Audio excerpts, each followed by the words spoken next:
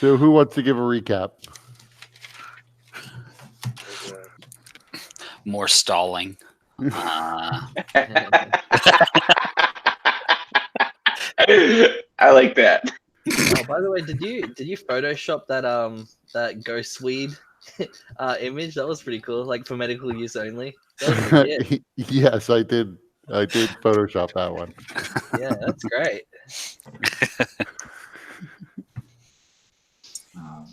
Yeah, people preferred to do drugs than to go to this party, so that's what they did. So I know that at one point, Luce Rossi managed to convince Dom to go into the lower district to provide some food and support to the people there, and used it as a great publicity stunt. One of the people accompanying us got sick, but Zarius was able to help cure that person. As I did. Yes.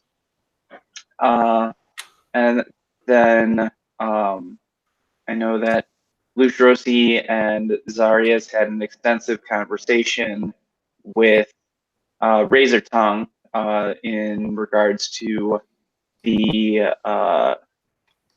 ghost weed being used as a potential cure, as well as his feelings about the door and various individuals that might be worthwhile trying to turn our favor or vote in our favor in terms of the way that we wish to approach the door. That was that's the majority of what I remember happening.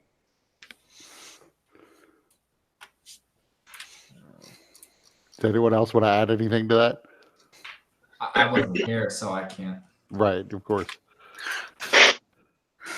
I think others talked to other people. Somebody went and spoke to the Elven ambassador or someplace where it was more secure. Yeah, me and Kajika went and saw Ambassador Olventhal, about the war which is going on, or potential war which might be going on, as well as like a lot of the Giants' goals, well, not Giants, the Goliath's goals, and possible alliances, all that kind of stuff.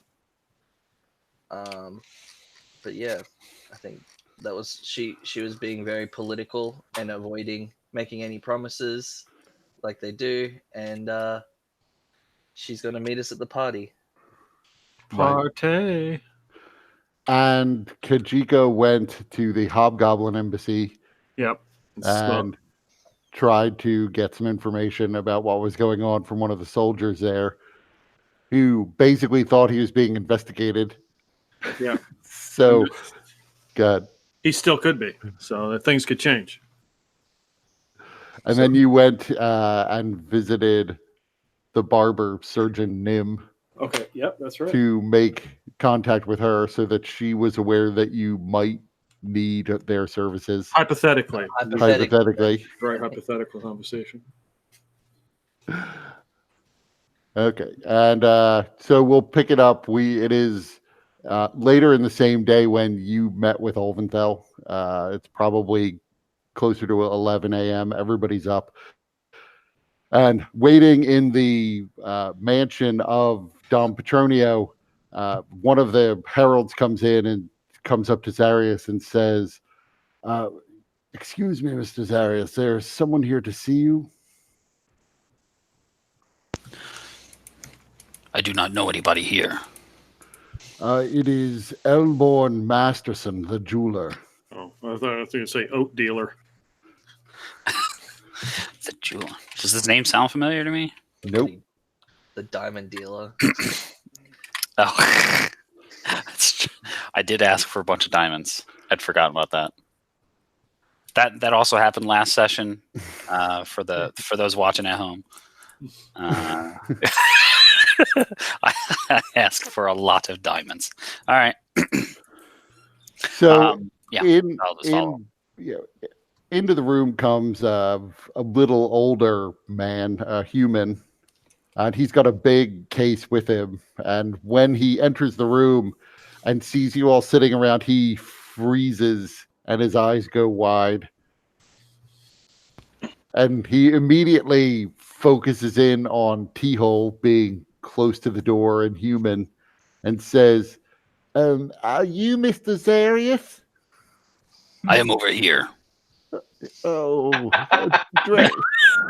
I am your Emperor T-Hole. At your service. Were you looking to buy diamonds or just the Dragon Man? Just the Dragon Man. Very well then. And he's not getting any closer to you, Zarius. Well, go on, get near him, and like I'm gonna try to grab his arm and put it in and just walk him closer. Yeah, Zarius is probably sitting with his leg propped up, his bum leg, so he doesn't bite. Go ahead and make me an athletics check, as he is. It's like dragging a kid through the mall. He is ready to go limp. Don't go boneless, Andy.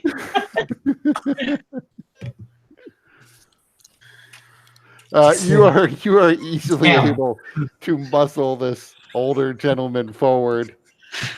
Old man strength. And he's so Dom Petronio tells me that you wanted to buy diamonds. Yes. And may I ask, are you looking to buy like jewelry quality diamonds, or do you have a preference? Spell quality diamonds? They will be used as spell components. Very well. And he puts the big case up on the table and begins to open it. He's not watching. He's not looking at the case. He's really watching you. And opening up the case, it sort of unfolds, and you can see there are separate compartments. And he says, what specifically were you looking to use these diamonds for? Should anybody I need die, I need to bring them back. I see. And how much were you looking to buy? At least enough for one casting. I see. And what sort of currency do you have on you?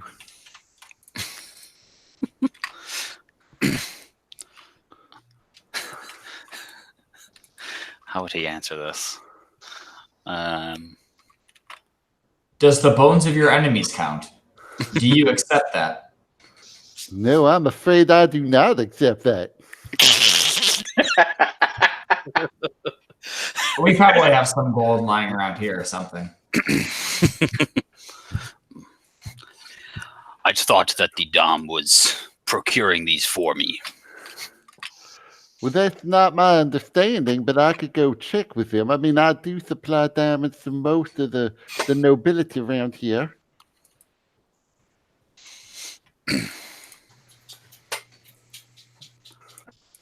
This sounds like something you should do then. Very well. And he closes up the case as quickly as he can. And he hightails it out of there. He also is, like Zarius, has a bit of a limp, and it seems to slow him down, but he's double timing it out the door. I do not know why he came to me.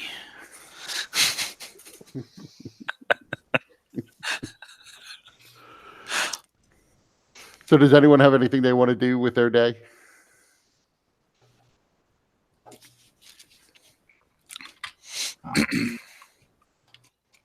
So tonight's the party, right? Yep. What was T-Hole thematically doing last session? I don't know that we decided specifically. I assumed you were sort of tagging along. Oh, okay. I didn't know if there was like I was off in mallet space or if I was doing other things. I imagine D-Hole would have enjoyed going to help out with the charity run, seeing as it would be a great opportunity for him to spread the word that D-Hole is back. Yeah, I could see that. It would require him interacting with the diseased pores. Yes. So it begs the question: is D-Hole a man of the people, or does he not care about the pores? But He would go to the people and stay at arm's length. yeah, but he also was a little bit miffed because we made him wear pants. Yeah. It's getting cold out. You got to wear pants.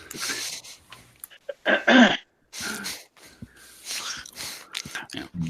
Zarius is probably just spending another day with the staff. So I think last session, Lucia Roshi had requested an audience with Lady Berenger prior to the party, although I don't know if that was able to be arranged. Yeah, you speak with the Dom again, and he says that he hasn't heard back on a time for that, so it's probably going to have to take place after the party. Okay. So then Lucia Roshi would then just inquire about the email that you sent me, Kurt. Does that information get shared with Lucia Roshi during the party?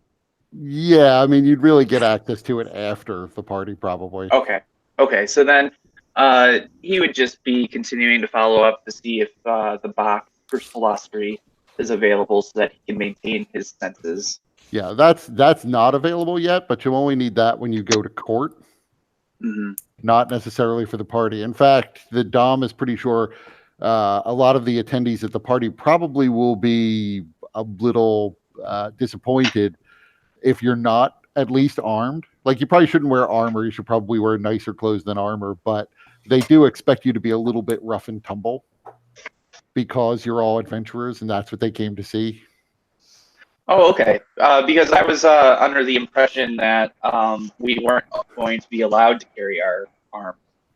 Well, at court, that is true. In the presence of the king, nobody will be allowed to carry arms. But this is a party at the Dom's residence. So I won't need the box at this point. Not at this point, no. Okay. Perfect. So, but as the afternoon goes on and the hour gets later, you're all getting ready. The suits of clothing that the Dom provided for you have arrived. Your valets are starting to get you ready. Once you're all essentially dressed, you see the servants are all milling about the house doing various things, getting the party ready, including one woman is going from room to room lighting fires in the fireplaces as she does every morning and evening. In Lucia Rossi's room, she comes in and lights the fire, apologizing for doing it while you're there. But with the party, everybody has to get everything done kind of all at once in a short period of time. But she stops to say, "Can I ask you a question, sir?" Sure. You're supposed to be blessed by Asheros. Is that correct, sir? I have been known to be an instrument of his will. This may seem a little odd for me to ask it, sir, but have you ever had a crisis that caused you to doubt in the goodness of the gods?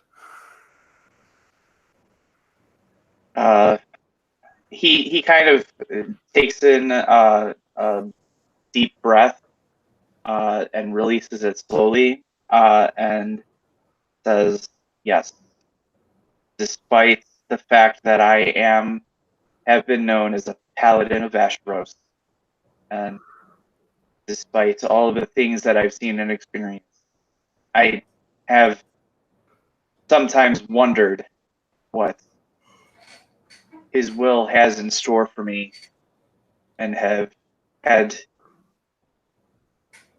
questions." Because I've been wondering, sir, with all of the people dying in the lower city, including my own father passed away a month ago. I'm Why do so sorry to hear that, child. why do the gods allow these things?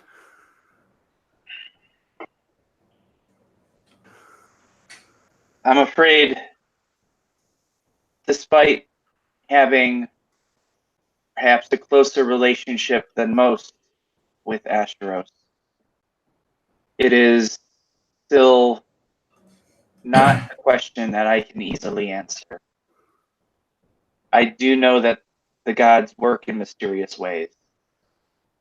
I also know that since the gods do not directly interfere in the affairs of mortals, at least not typically in my experience, oftentimes the things that happen are a result of our own choices and the choices of the people that affect us. Well, And I'd hate to tell my own priest this, but I hear that you found some sort of cure for the plague, sir, and while that should fill me with joy, I find that because it comes too late for my father, I'm a little jealous and have wondered why the gods have deemed to take my family from me, but spare others. And I my figured since child, you have a direct connection to the gods, perhaps you know better than I do. I'm sorry to say, but in my experience and in my life, I am no closer to writing an answer than anybody. I cannot imagine the pain that you have felt with your loss, and I'm sorry for that.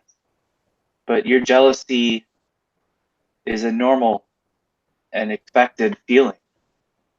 And it is a shame that the cure came too late to save your father and those of your loved ones that have been impacted by this disease. And while I have come across something that could potentially be a cure, despite that, there are things that unfortunately may prevent it from moving forward and being accessible to those who need it. Because the cure involves something that the church typically condemns. So it indeed does raise some questions about how things unfold. But in the end, I do believe that Asheros provides us the light to guide our path. But each man must choose whether or not they follow it. And unfortunately, there are those in power and those without power that choose paths that are not lit by Asher. And others bear the consequences of some of those decisions. That's that's strange to hear it, sir. The rumor is that the cure has been found, and that here in this very manner, the cure is being mass produced. And I haven't heard anything about it requiring anything that the church would be concerned about. Most people assume it's being made just from oats and barley. I'm sorry, child. Can you? I'm a little unclear on what it is that you may have heard. Well, the rumor is that a cure has been found, and that the same heroes who defeated the demon in Watchtower are mass producing it here in the manor. My child, I have only been here but a short time. I am not aware of any sort of cure being mass produced. I can say that I have made a great deal number of trips to the lower city where others have been afflicted by this disease, and I have used powers granted to me by Asteros to cure many. But I am but one man, and the blessings that Asheros has bestowed upon me are limited. And I am unable to attend to everybody that needs it.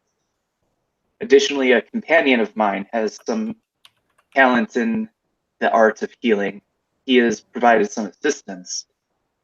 But in terms of a mass-produced cure, nothing is being created here. Well, I'm sorry to hear that. The rumor was that the cure is basically some form of something like oatmeal, and that's why the Dom Petronio has been buying such great quantities of grain and shipping them up to the mansion. All of them going into your healer's room, into the Dragonborn cleric's room, so that he could produce the cure. My There child, a great I'm- deal of smoke has been seen coming from the chimney that leads to his room. my child, I'm sorry, what was your name again? Keelan Dawes. Keelan. Is Keelan Dawes like the whole name, or is it just That's- Keelan? No, 2 names. Okay. Keelan, it seems there has been a bit of conjecture based upon some of the things that have been going on here. The grains that were purchased and brought to this place are not being used towards a cure. I will have to speak with my companion, but suffice to say that those grains were used as an offering to my companions, the individual that they worship, which I can say is not Asheros or any of the 4 gods that I am familiar with.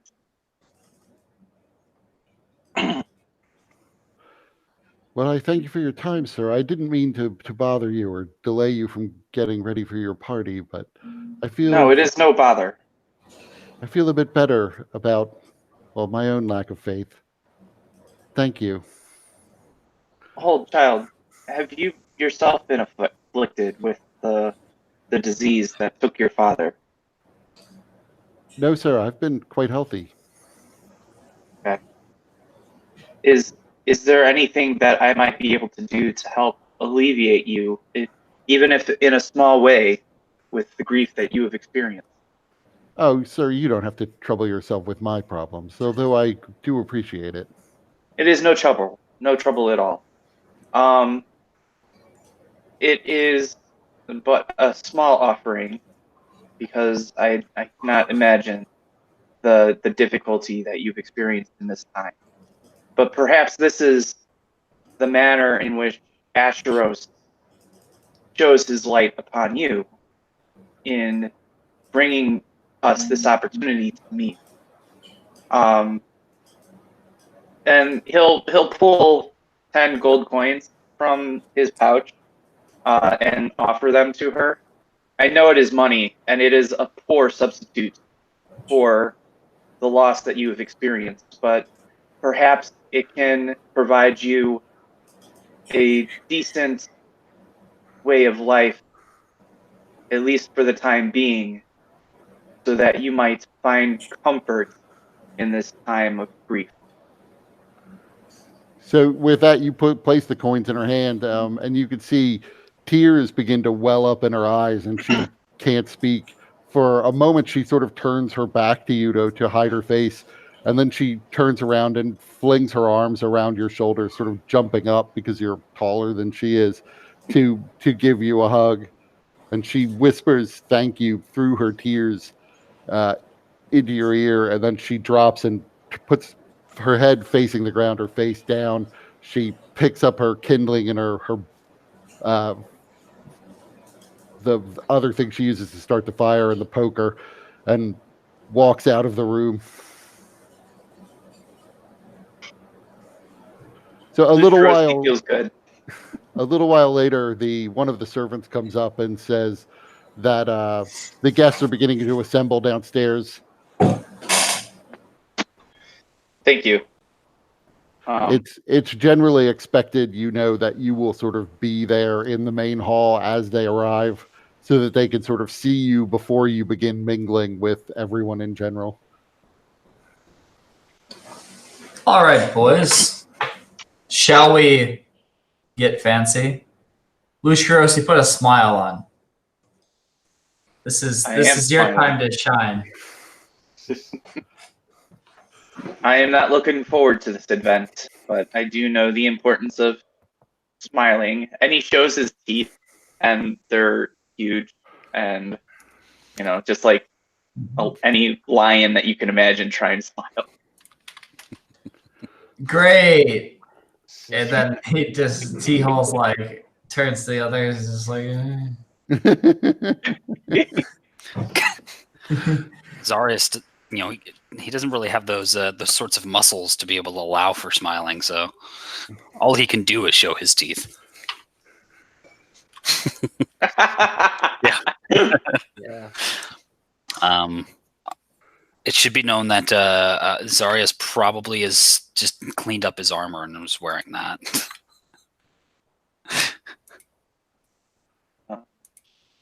So Lushrosi will be wearing whatever garments have been provided, and make sure that Salasri is clipped to his belt. So Salasri being so long, you probably have to clip it like really high on the belt to avoid the head of it just dragging on the floor. But I assume by now you've worked that part of it out. I mean, if it's that big, if it needs to go on my back, I can put it on my back too. If that's if that makes more sense. So making your way downstairs, you and the Dom stand at the end of the reception hall, the entry hall rather, as everyone starts coming in. You see many of the people that were named in the court dossiers have come. The king obviously is not there. He's not back in town yet, but the Lord Protector comes in relatively early. Pride Guard comes in relatively early. None of them say much more than hello to you because the line is sort of moving into the rooms beyond. The Lord Chancellor Cardinal Hooley comes in. He does have his little orange dragon-like lizard on his shoulder. You see Archbishop Razortongue seems to have gotten there actually before you came down, and he seems to be in the back room. There are also various poets and musicians, and going from room to room, each room seems to have a theme, and there are different things going on in each. You get the impression that probably the events will take place in succession, but that people will sort of be free to wander around. The beginning of the night's going to begin in the music room, where there are various musicians who are getting ready to play. It looks as if there will be dancing. And you are ushered in there first as the Dom is done greeting his guests and they're all inside. Throughout the evening, you're going to see various people are going to be coming up to you. You can try to seek out particular people if you want, if they're there, or you can just mingle generally. Which do you prefer to do? T-Hole would be up for kind of mingling, just in general. This is his jam. Zarius just spent 2 weeks on his fucking feet. He's gonna sit his ass down. So you find there are tables and chairs even in the room with the musicians. So you find a place to sit down. Most people are up on their feet. Most of them seem to have drinks in their hands. The dance floor is clear at the moment, as nobody has begun dancing yet. But the musicians have begun playing, so at least people can choose to dance whenever they're ready to. Everyone begins to mingle in the room, you see the lady Contadina come up to first Kajika, and greets all of you. Well, hello, everyone. It's good to see you all again. Hello, Lady Cantina. How have you been? Well, it's been, to be honest, a little boring here in the city, but we're forced to be here until the king arrives. Then I think we'll probably make our way south again, which it'll be good to get home. You know, Kajika, I've thinking on all that you told me about your adventures to get here and all the delays in making your way across country. I did a little bit of research and was able to find all sorts of things about some of what you told me. In particular, uh, I can provide you with written materials if you like, but I don't think that all of the references that fallen Asimar you made were as random as they may have seemed. I think all of the references to the cards and whatnot were specifically relevant to the manor and a certain tarot deck that Mordenkainen was thought to have possessed.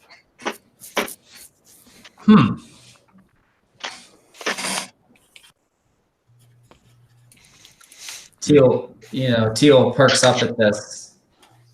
Is like, she's kind of staring at Kajika as she says this. I'm trying to recall. I was trying to think of who this person is, but now I remember. It's the guy who kicked me out of his house. It's the one who has the library, right? Yes, and you went to visit her at one point. Yeah, I remember. I talked to her. Okay. Well, and as she stares at you, she reaches up and reaches out and tussles your hair and says, "You got a haircut." Well, I had to, I guess, for this party here. It doesn't seem as though any of your friends bothered to get haircuts. Well, I can't speak for them on that regard. I got a haircut. Hair. I got a haircut. You just can't see it.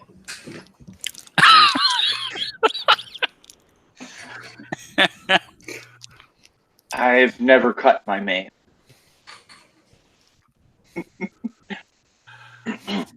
Sometimes it's best not to know. For the folks at home, obviously T-Hole is talking about his chest hair.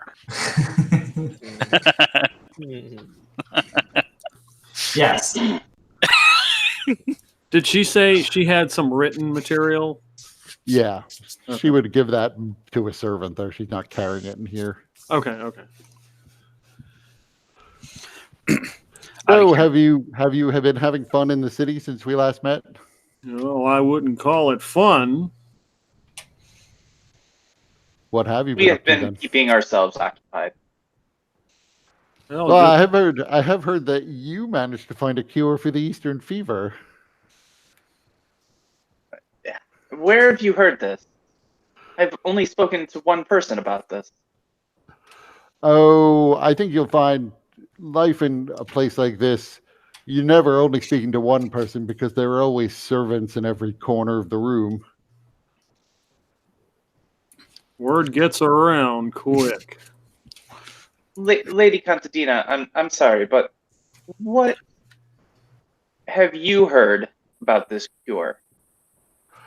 Well, I don't put much stock in rumors, and so that I wouldn't say I know anything, but I have heard that you have found a cure, that you have talked to the church about distributing it amongst the people, and that you are working to make enough doses for everyone in the lower city.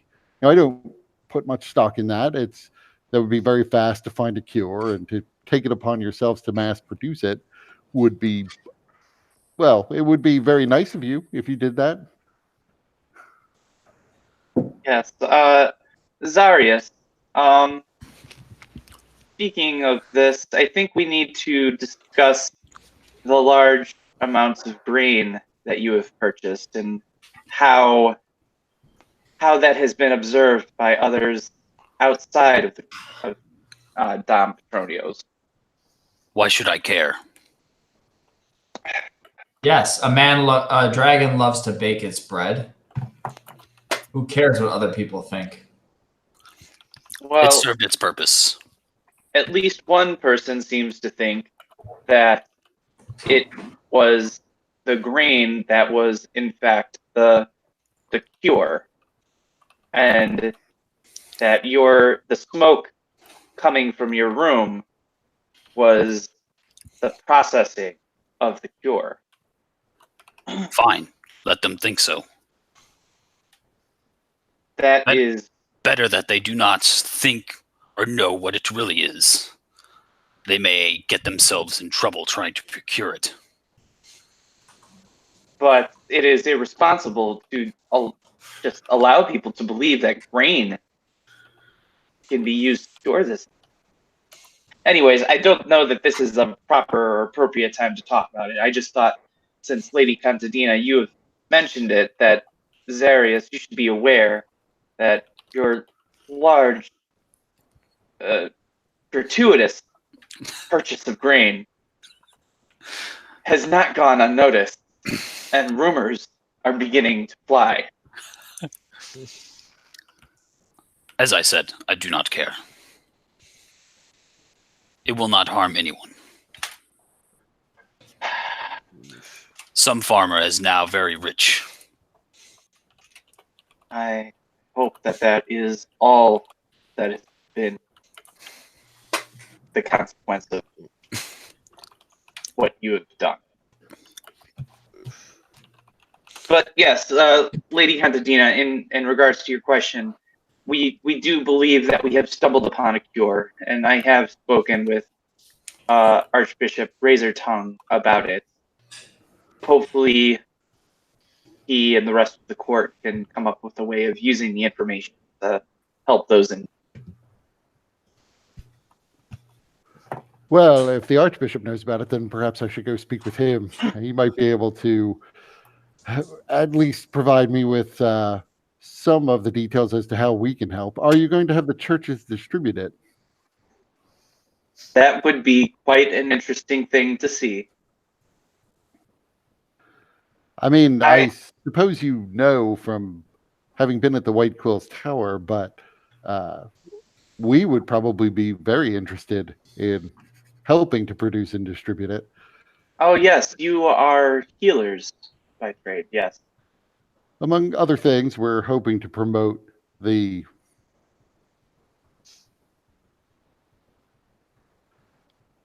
you don't see anything else on the map currently. Hold on, Kurt. I think we might have lost you there for a second. I stopped Yeah. to read this message from Zarius. My bad. Oh, Yeah. But so she was saying that among other things, yes, they're very interested in returning the state of the healthcare of the world back to something close to what it was when the Empire was still in control of everything. So consequently, they probably have a better connection to physicians than anyone else here in this particular kingdom, since the physicians here aren't very well organized. yes. So then, Lady Contadina, I feel comfortable sharing with you this information then. The active ingredient in the cure that we have found is actually comes from ghostweed. I had heard that too, although I had rather hoped that rumor was not true. Yes, that is why it is a rather complicated situation for the time being. But if you are interested and willing to go to the lower district, there is a man there that may be able to help elucidate a little bit more of his understanding of the cure, as he was the one that showed us, myself and Zarius, firsthand the speed and the efficiency of the cure at work.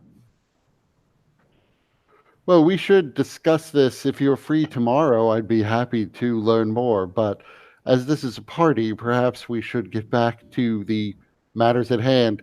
Kajika, I require someone to ask me to dance. And she grabs you by the hand. Oh, boy. Okay. She's got a thing for fur. Well, I guess. So- Lustros, can't help but chuckle seeing that. Go ahead and give me a performance check with advantage because she's helping you. I was gonna say. Yeah. He's a monk and all that, He'd but be in he shock. can't dance worth shit. Would it be just a straight up roll? I would give you. I assume you're not proficient with it, so let's go with a dexterity check. Okay, but would it be just a straight roll though? Yes, it's a straight roll because you're exhausted. So 14. That's not terrible. Okay. So you begin to dance. After a few minutes, you realize she is beginning to try to lead you, but subtly, so that it's not clear that she's actually leading rather. Okay. So she's able to improve things a little bit. Are we the only ones out there? No, at this point, there are several people who are out dancing. Okay. So the rest of you are just mingling then? I'll let people come to me. I mean, I was going to cast that spell. Take 10 minutes to do this spell. Just I'm sure. So I assume you're not trying to like hide the fact that you're doing this, casting this spell. No, not really. So I assume a ritual, at least in my games, a ritual is something that's at least somewhat noticeable for anybody who's paying any attention whatsoever. So you are sort of moving around and chanting the whole time and making mystic symbols with your fingers. Maybe even tracing some chalk upon the floor. Maybe they just think this is the dance of my people.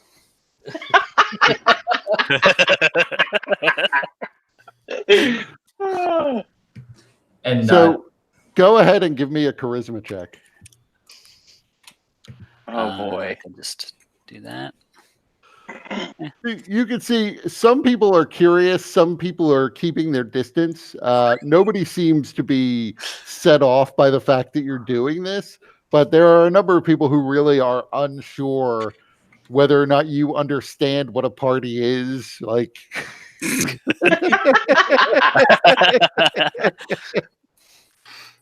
I know what a party is. I'm just fucking old and got a gimp leg. Right, but them not being familiar with your race all that much, they're not sure what to make. Like maybe this is what a Dragonborn party looks like for you. so T-Hole starts laughing. Zarius. God damn it. You and your interpretive dancing. This is not a dance. Sure. Continue the chanting.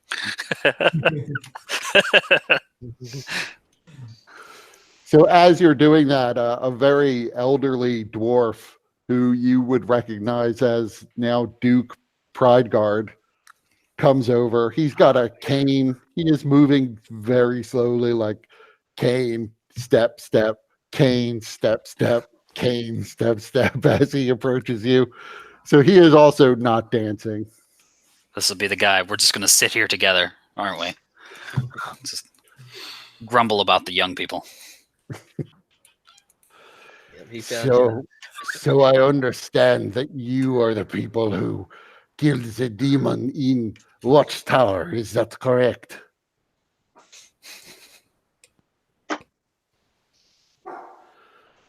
Am I done with my casting?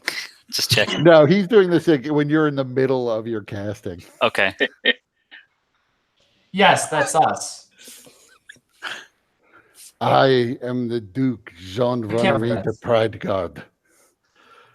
I am Duke of all of Watchtower and the regions around it. I suppose I should thank you for your service to my people. But I am not very fond of adventurers myself. I am, however, in your debt. If you need my assistance, let me know. Why is this one casting a spell in the middle of a ball? Because he doesn't have any scruples. That seems obvious. Do not hold it against him. He is not used to balls and parties. He takes his cane and whacks Zarius in the shins and says, I am unfamiliar with this spell you are casting. What is it? Can't interrupt it, so. Um,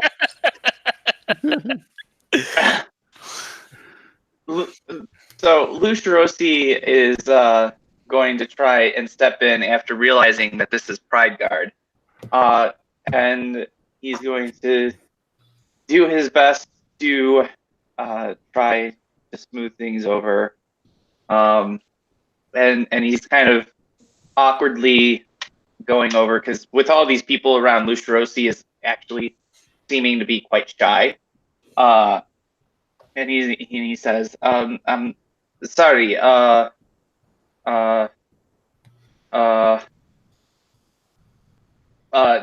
Duke Pride Guard, our apologies.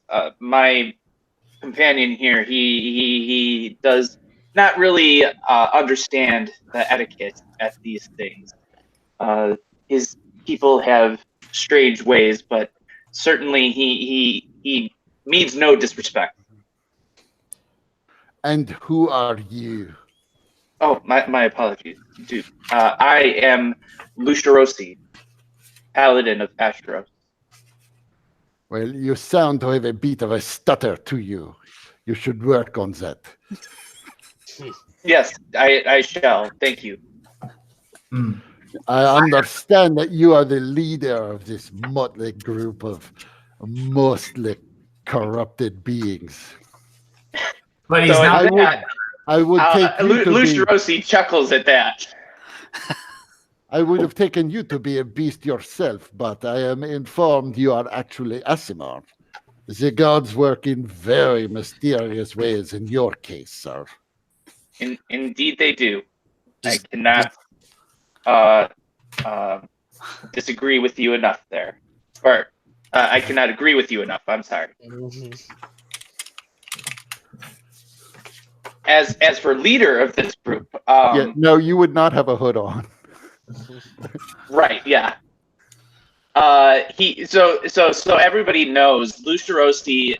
He's wearing whatever fancy clothes have been provided to him, and as a reminder, he does look like a lion. So his whole body is covered in golden fur.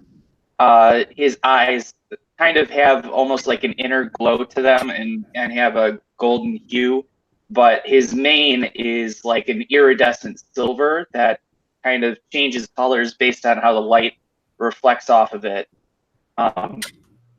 And so that's kind of how he looks. Which, with his hood being down, is at full display, making him even more uncomfortable because he's always trying to hide his appearance. But he responds to the Duke. I do not know if I would consider myself the leader per se. We try to have more of a democratic view of handling things, although I do try to do my best to keep my companions civil. Yes, and he does have a way of handing all our coin to beggars. Yes, I prefer more of an imperial approach. And Rit lifts his cane up and points and says, Dragonborn, Hobgoblin, Goliath? Strange looking Goliath. I have heard you are the leader because, well, someone has to keep these people in check. I hear the human is crazy. I'm not crazy. I'm the emperor. Emperor can't be crazy. Yes, He'll at your service. that is the rumor. That you think you are the emperor of the world because, for reasons, that you are 1,000 years old and you form the empire. Well, So- the empire no longer rules in Longspear. So even if you were the emperor, you rule a nation here of one, your ambassador, who is not even here tonight. That does not mean that you can pay disrespect to I my emperorship. I have shown you no disrespect. If I were to disrespect you, you would know. It would And- be very painfully obvious that I was disrespecting you. And Lucerosi will kind of put a hand on T-Hole's shoulder and kind of grip it a bit tightly, hoping to signal to kind of hold his tongue a bit. I expect it won't go as Lucerosi expects. But then he'll say, Duke Prideguard, clearly, regardless of T-Hole's actual age, he is an old man. And but he has found himself to be quite useful in this group. So please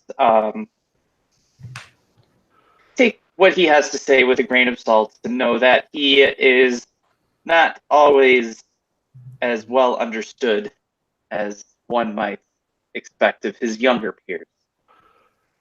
I gather he is useful.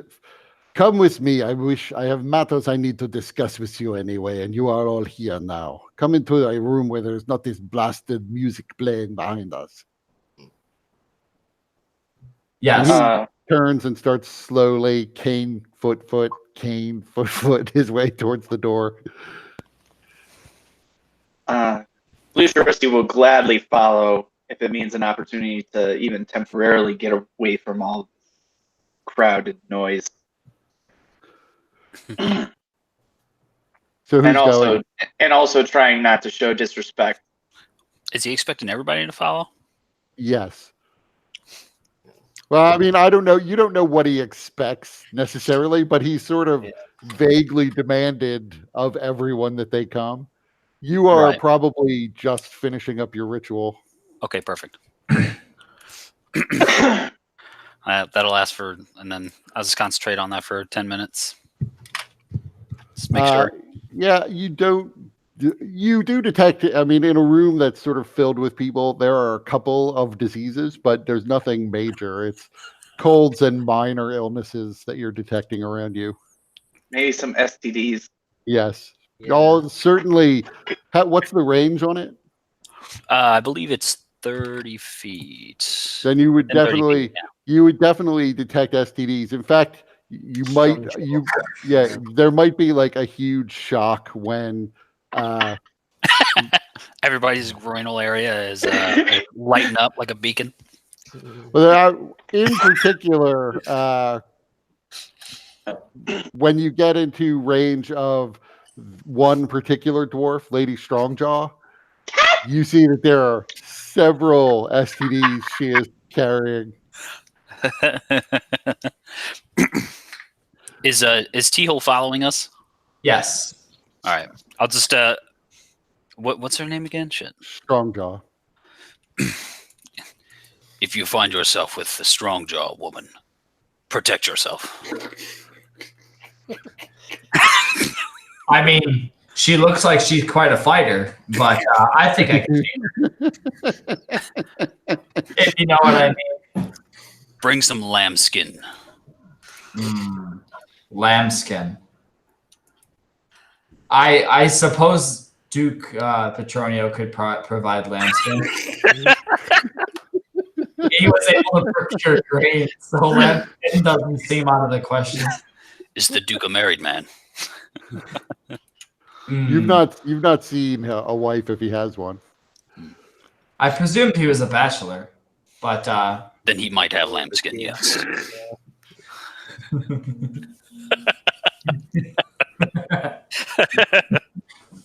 For the folks at home, lambskin's what they used to use as condoms.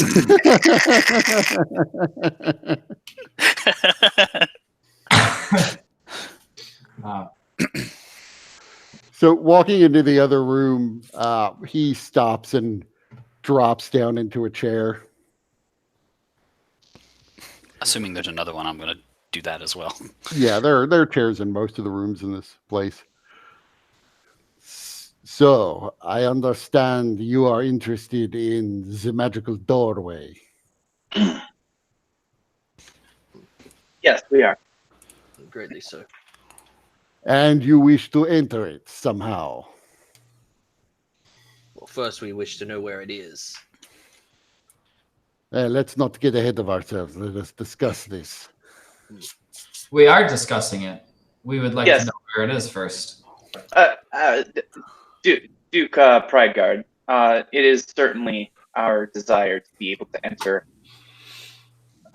with the permission of the court.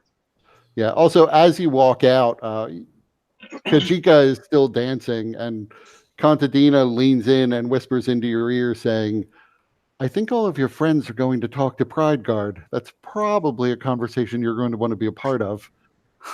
Do I really have to go?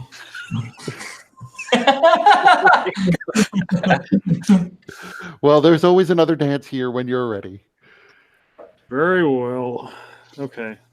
So with much chagrin, I go and enter the room. She turns and starts almost immediately talking to someone else. Everyone in the room seems to know everybody else, but especially her.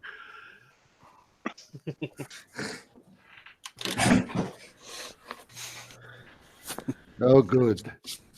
The hobgoblin has joined us. Yes, I know where the door is. You cannot get to it without the permission of the king. Of course.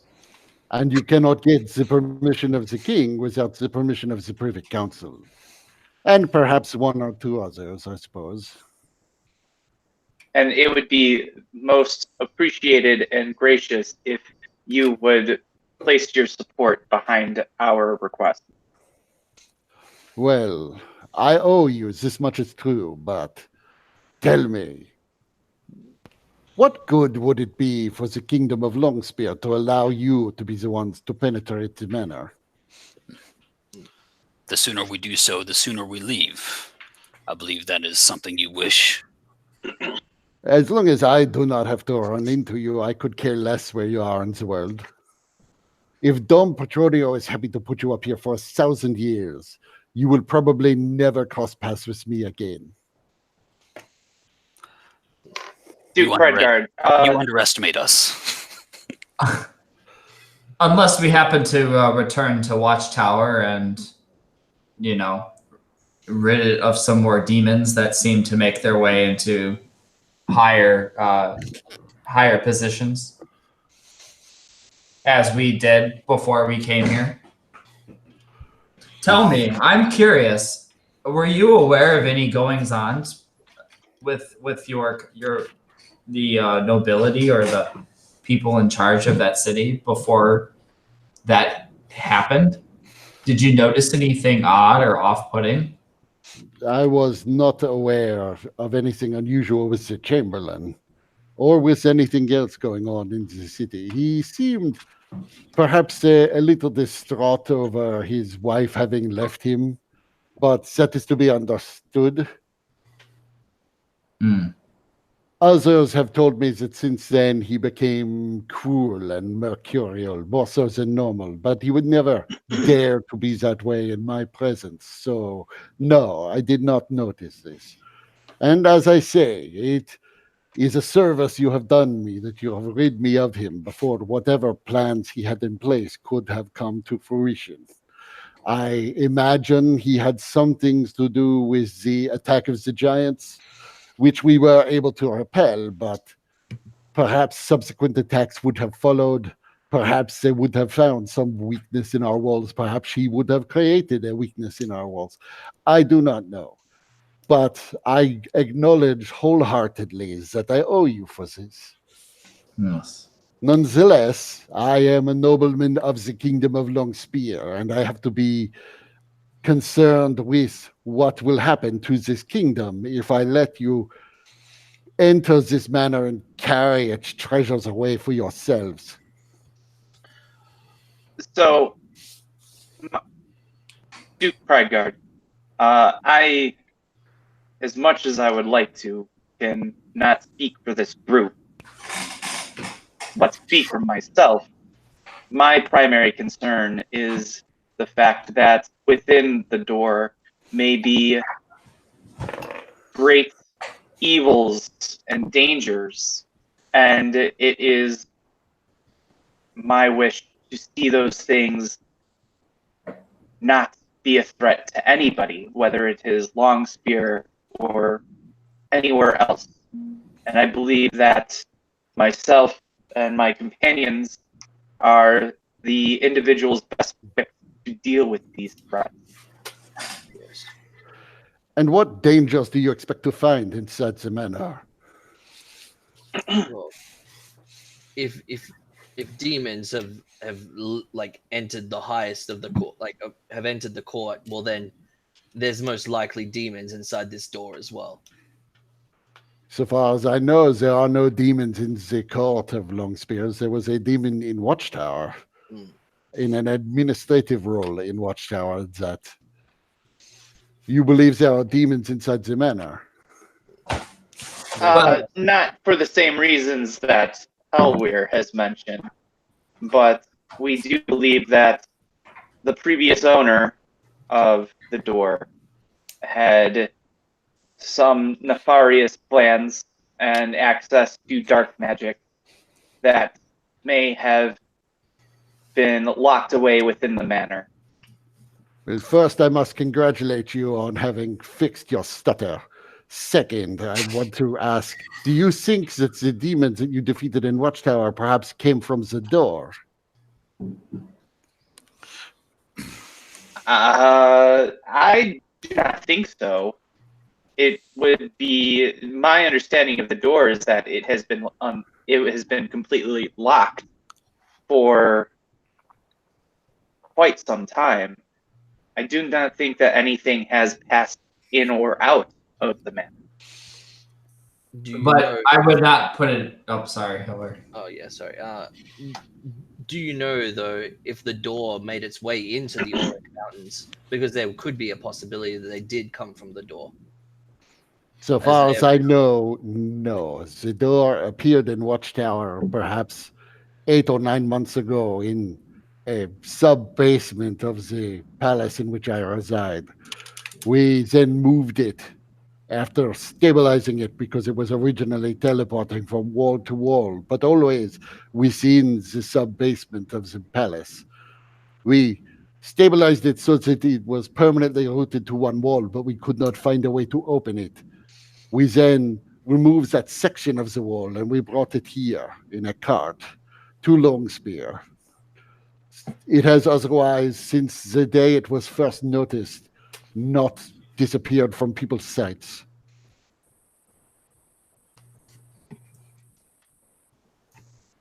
How did you stabilize the door?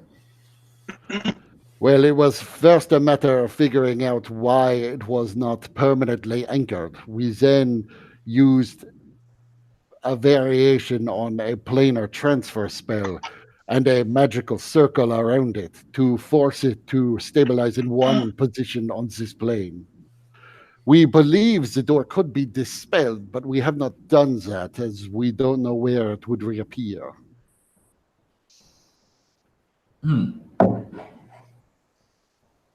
you think it's possible that demons are attracted to this door? Well, other than your killing a demon, I have not seen any evidence of demons in Longspear. So, but is that fair? Is that fair since you did not see have evidence of demon within Watchtower either? Yeah, as I was saying, I have no reason to believe there are demons attracted to the door, but I have no reason to discount it either. All I know is one demon at least has appeared and you dealt with it. It was in proximity to the door, but the door had moved and he did not come with us. In fact, I could say he did not even suggest that he come with us when we moved the door here. I seriously doubt that anything is coming from the door. There, to our knowledge, there is only one way to gain access to it. And the person who owned the door previously, it is unlikely that they are still alive. But his suggestion is nonetheless not implausible. Perhaps the demons are keeping tabs on the door, even if they can't come from inside it to get to here. Although, A door can be locked on one side only. It is possible that the cage will be locked to keep things out and not in. Yes, and that is entirely possible. But to Pride Guard, our understanding is that if the demon that we had conquered in Watchtower, if that demon is only one of many who have interest in the door, and if there is something locked within, being caged, as you say, then it may be only a matter of time before the demons find ways of accessing the door. Our hope is that if we can be the first ones to enter, that we might be able to find ways of neutralizing this threat and preventing the demons from finding their interests come to fruition. And how are you going to access the door in the inside of the manor? Do you have a key to open the door? That is a secret. And I can say the door seems to have no lock.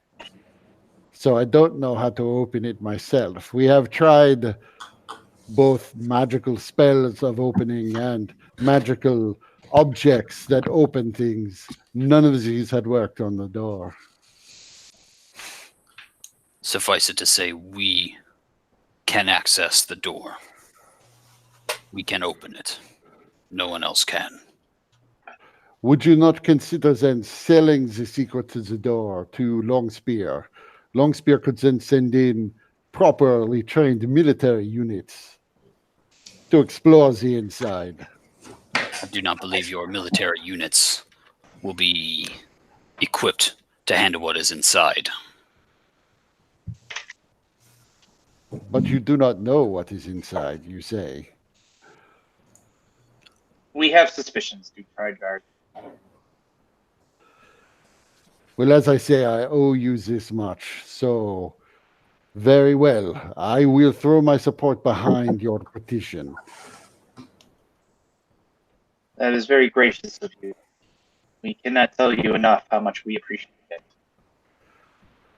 And he stands up, must go and talk to the Lord Chancellor, and then leave this infernal party. I am not one for parties. I am sorry to have kept you from the festivities, though. I'm sure they are much more enjoyable to people of your young age. Duke Pride Guard, I think that I am much more aligned with your ideas of this party. I would much rather be able to step away from it, but unfortunately my responsibilities, Dom Petronio, prevent me from doing so. Yes, he will gain some degree of respect from people that you have chosen his house to stay in, and that he was able to formally present you to everyone amongst the nobility. Quite a coup for him, I suppose. Zarius is going to limp ahead of him to the door. And he's, he moves much more slowly than any of you. He's got a speed of probably about 20. So you're all able to get ahead of him, but he grabs onto the back of Lucerosi's shirt. And as you all walk on, he's clearly trying to slow you down. I'll respond to it. Not oblivious.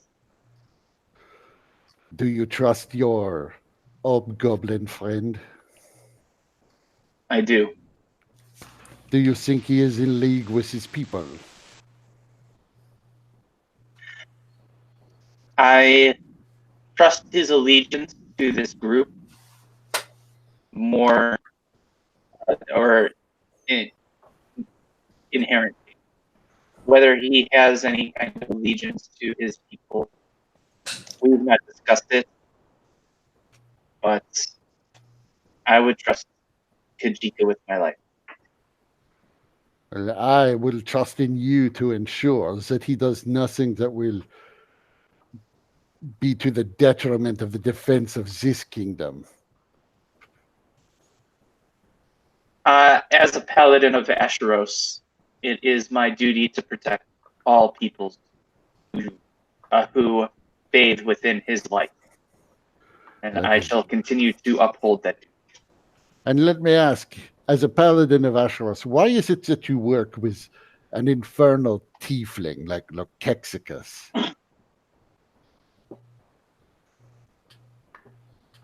You seem to have no regard whatsoever for the taint of the corrupted, as you work with them at every turn, as near as I can see.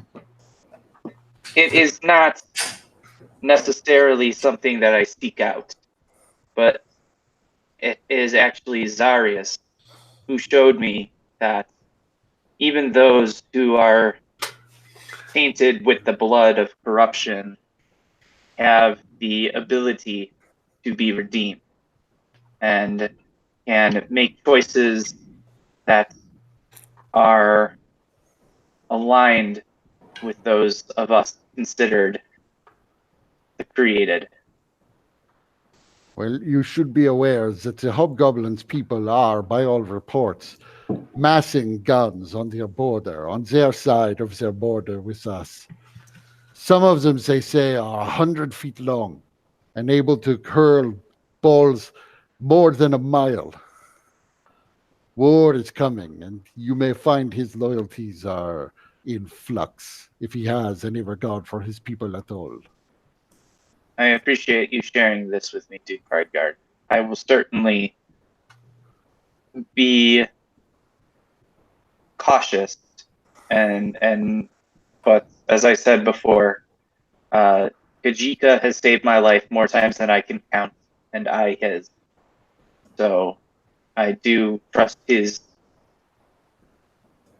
I trust him completely. I hope your trust is well placed, although I do not expect you will be happy with the end result. And I believe Ash. Sorry, go ahead. I was gonna. He lets you go at that point. Okay. All right. So then, at that point, I would just kind of bow. I'd hold the door open for him politely. Also, the correct address is Your Grace. You do not refer to a duke as Duke. You refer to a duke as Your Grace. When you're talking about the duke in the third person, you refer to him as Duke so and so. My apologies, Your Grace. As my friend Zarius is not up to speed on the etiquette of these things, I myself find my knowledge lacking.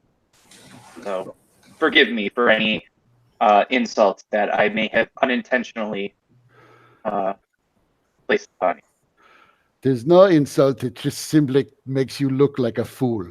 And he's just walking on. Tries to walk on, but he's like, takes him 10 seconds just to get away from me. And Lucirosi, give me either insight or perception.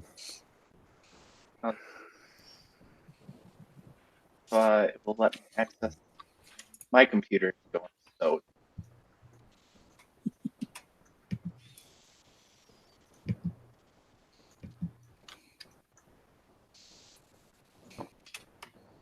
Yep, never mind. You noticed nothing. okay.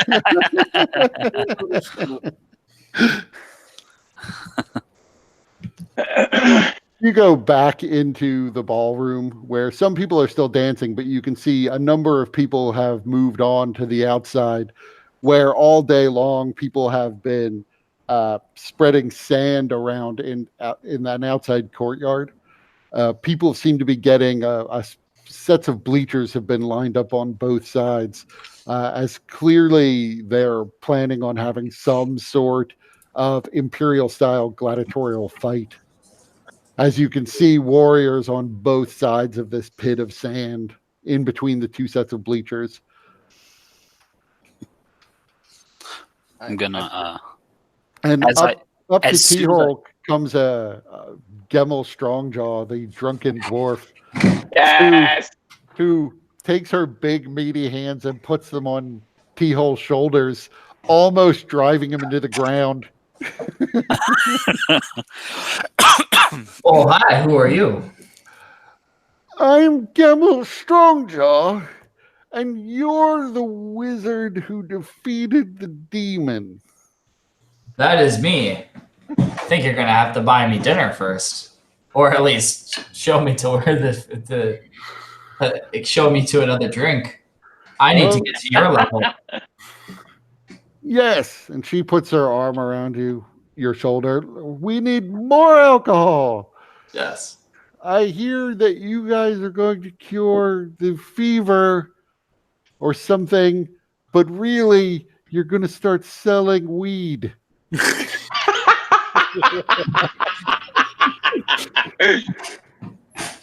Well, it's not weed; it's ghost weed. Ghost weed is just as good. Yeah, I mean, we're not selling anything. Honestly, Even better, free weed for all. I've been saying this for years. And you know, somebody has finally listened to you. She's leading you kind of back across the ballroom to where the area was that they still had alcohol in it. My companion was telling me about some lambskin. Do you know where I could find lambskin?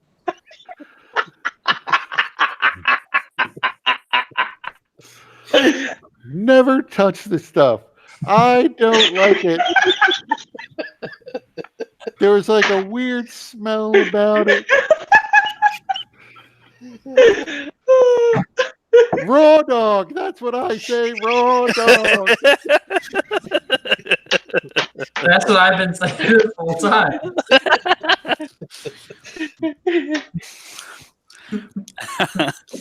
So I'm gonna have to prepare this 2 spells again tomorrow.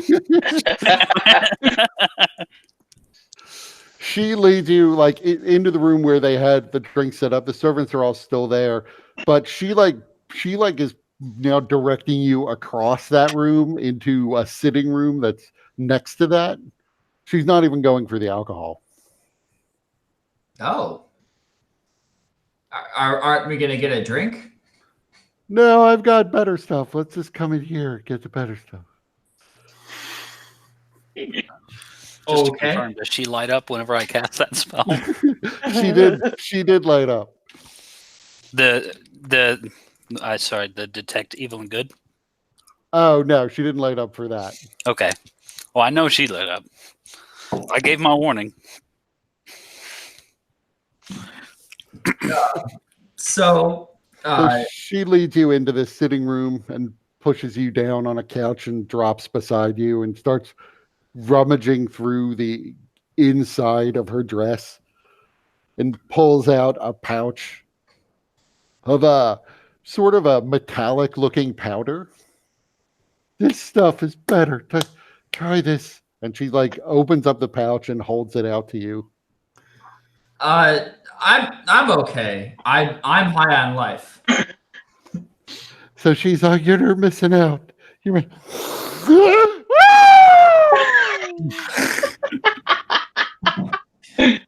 So tell me about yourself, Lady Strongjaw.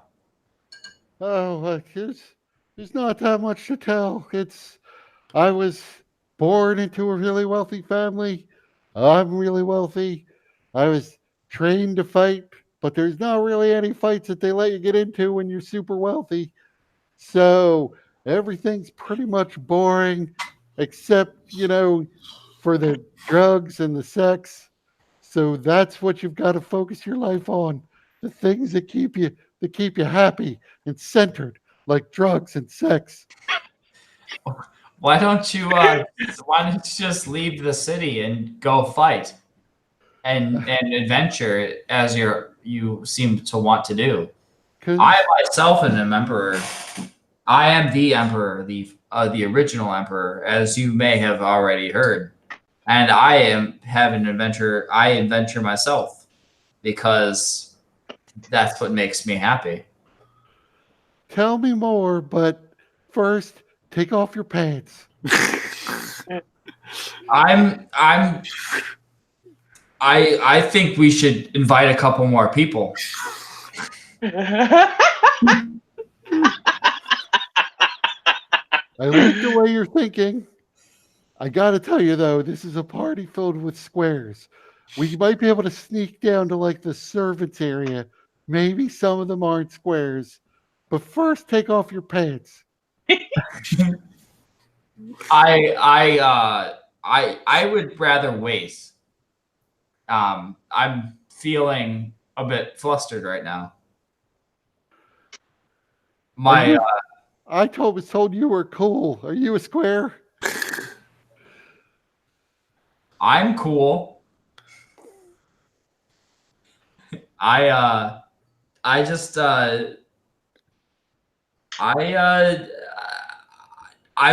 want 3 or 4 of us before I'm ready to do this. All right, let's go. My carriage is outside. Maybe I can get the whole party together. Well, okay. I mean, I've never really done it with like a hobgoblin or a lion man or a Goliath or a dragonborn. There's a first for everything.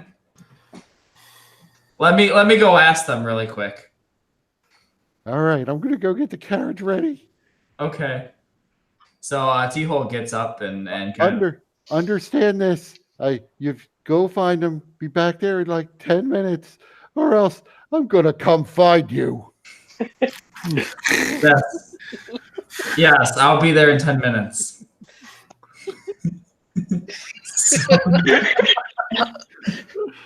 So Teal gets up and walks back to where the rest of the group is. It's like, all right, guys, we need. So who's up for an orgy with? He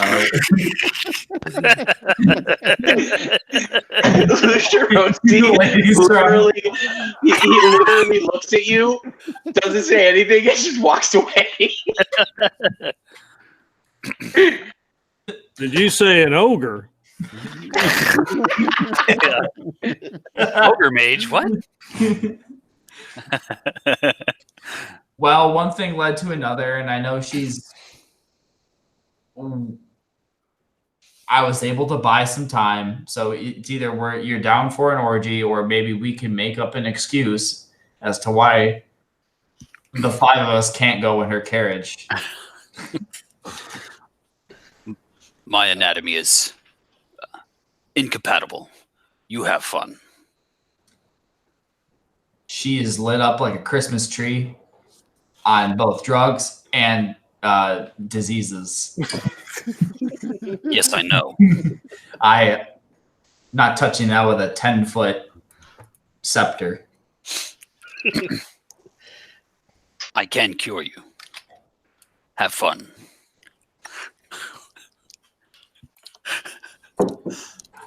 That's a plan B I don't wish to take.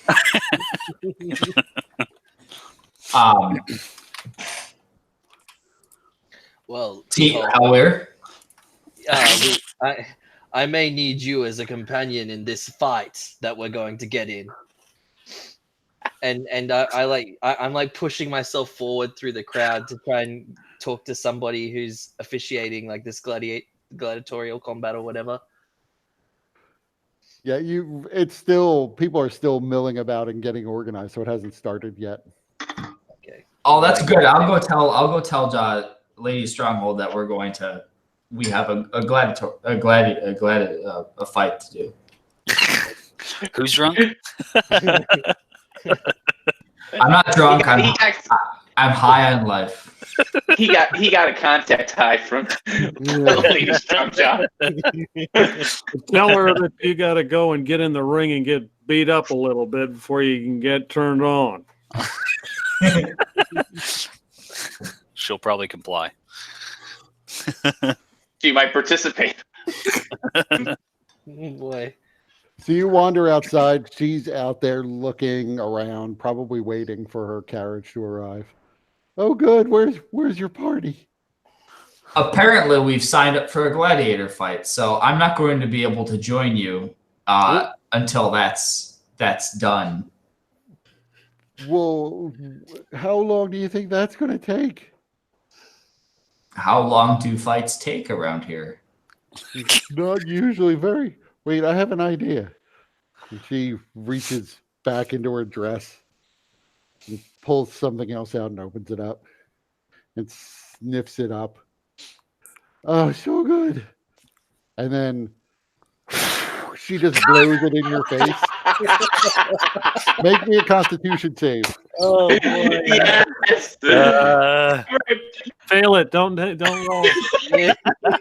So you inadvertently inhale this as it hits your face.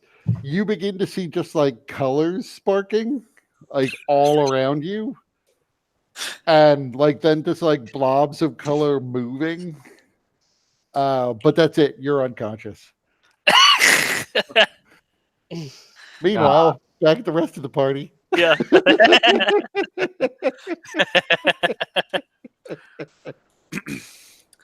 I don't imagine anybody seems to light up for my detect evil and good.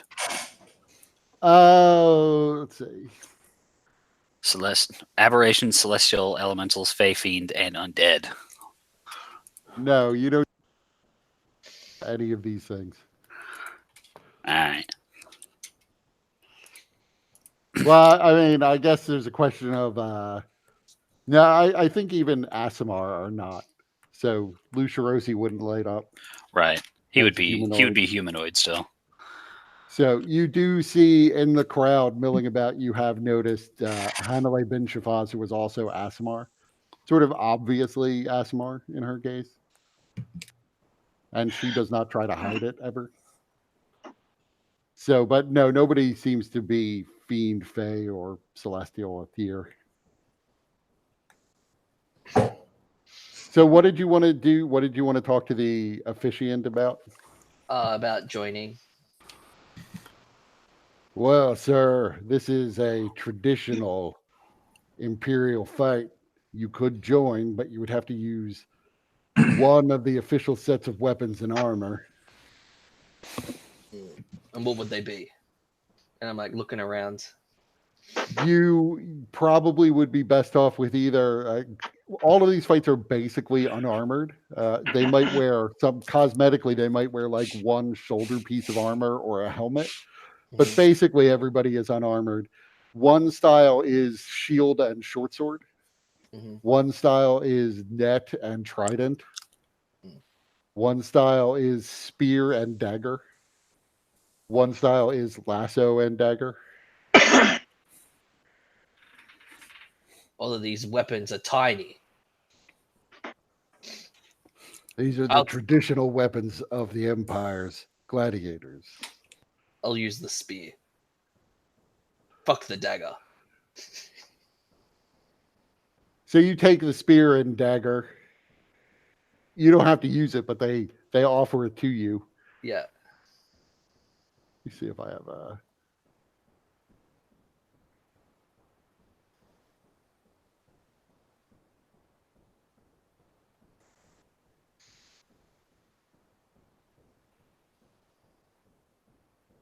Oh well, let's just make a new one.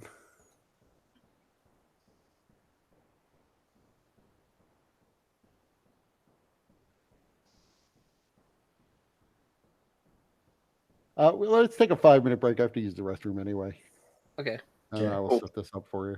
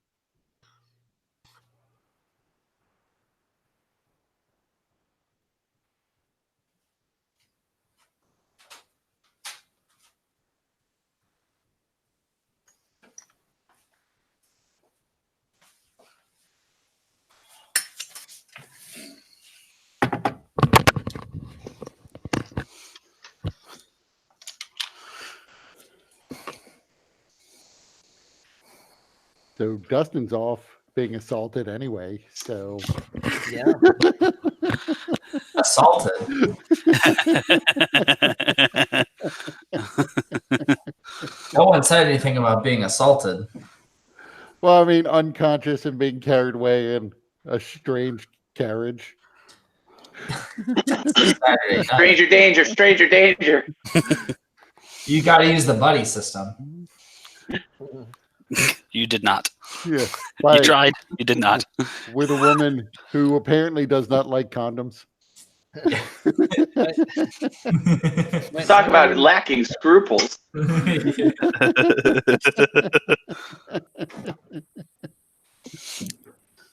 That was pretty. That was pretty good. That was pretty good. Never touch the stuff.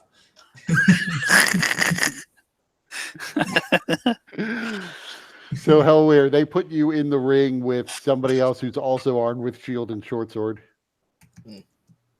So your armor class is essentially your Dex mod +2. Oh, you don't have any levels of barbarian, right?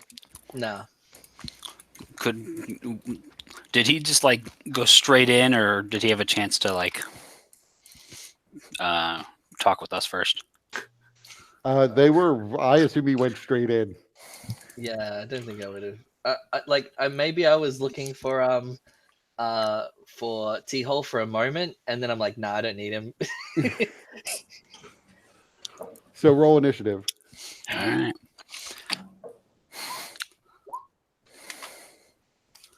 This is not actually Daggerface.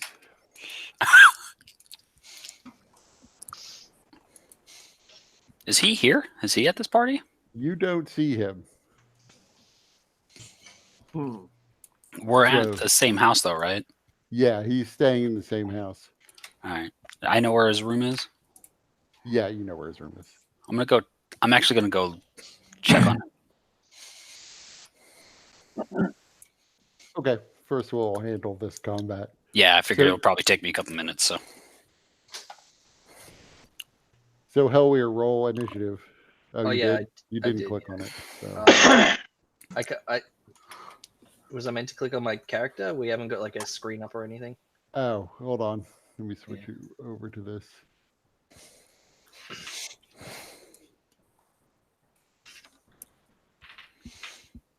All right, let me just fix up my screen. There we go.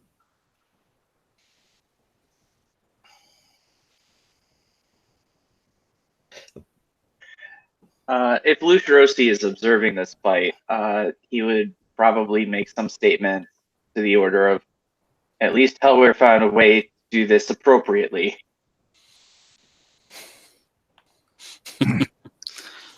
And before I start calling out all the elves to get in the ring with me.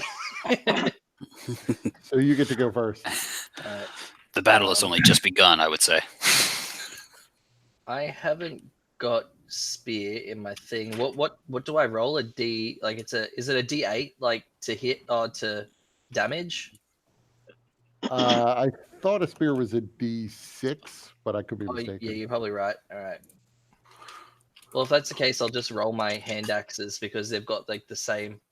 Yeah, just to hit. detract the. It is a D6. It's also versatile, so if you do two-handed, it'll be a D8.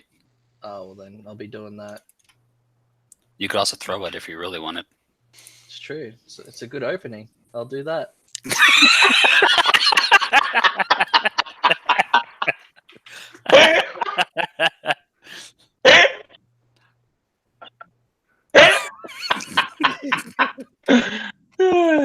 So you can use your hand axe stats. Just remember to detract the magic bonus in them. Yeah, That's I need fine. to find a D8. All right, so I'm going to be using the spear two-handed. So I'm going to throw this. I don't think you can throw it two-handed. It's melee you can do. Okay. All right. Well then I just use the longbow because it's got the D8 to hit, but I mean like D5 to hit, D8 damage. Yeah, he deflects it anyway. You discover he's pretty nimble, and he's trained in this weapon and shield style that he's using. Well, I'll run up and grapple him. See how effective that shit is now. Unarmed strike. Well, grapple roll kind of thing. Right, it's an athletics check. Yeah, which is a D8. Oh, which is +8 for me anyway. So So he has to make it.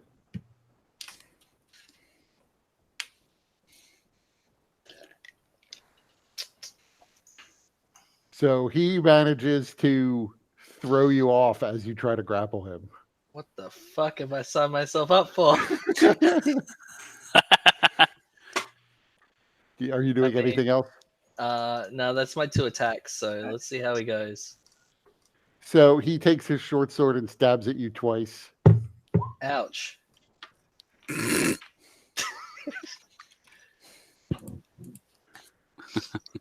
Okay. And then he'll move around here to the side. So 7. Well, And it's your turn again. okay.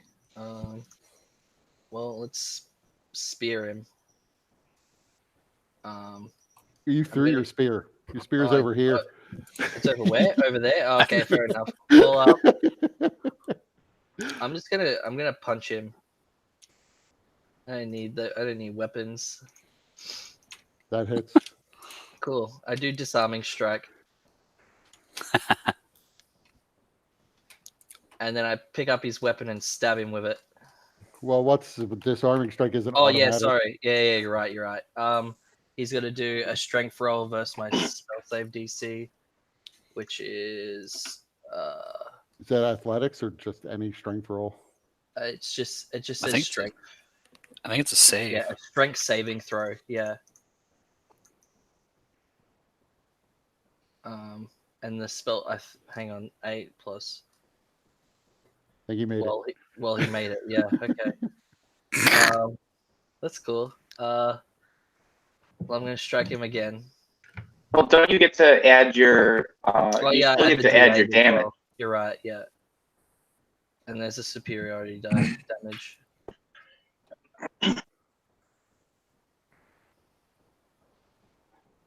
Okay. God damn it. Does the second one hit? Yes. Okay. Well, then I go again with a superiority. He's going to do another strength save. I think it's 15. Oh, for fuck's sake. Yeah, that's cool. Wait. You have +5 bonus to your strength. Yeah. So, and then being level 8, our proficiency bonus is +3, right? Yeah. So it would be 16. PC Oh. 16. Cool. All right, thank you. He still saves, but yeah. Yeah, I must have. Yeah. You also haven't took adjusted that one. 13 damage from his attacks. Yep. Cool. That's me. He's up. Stab me. Ow. Ow.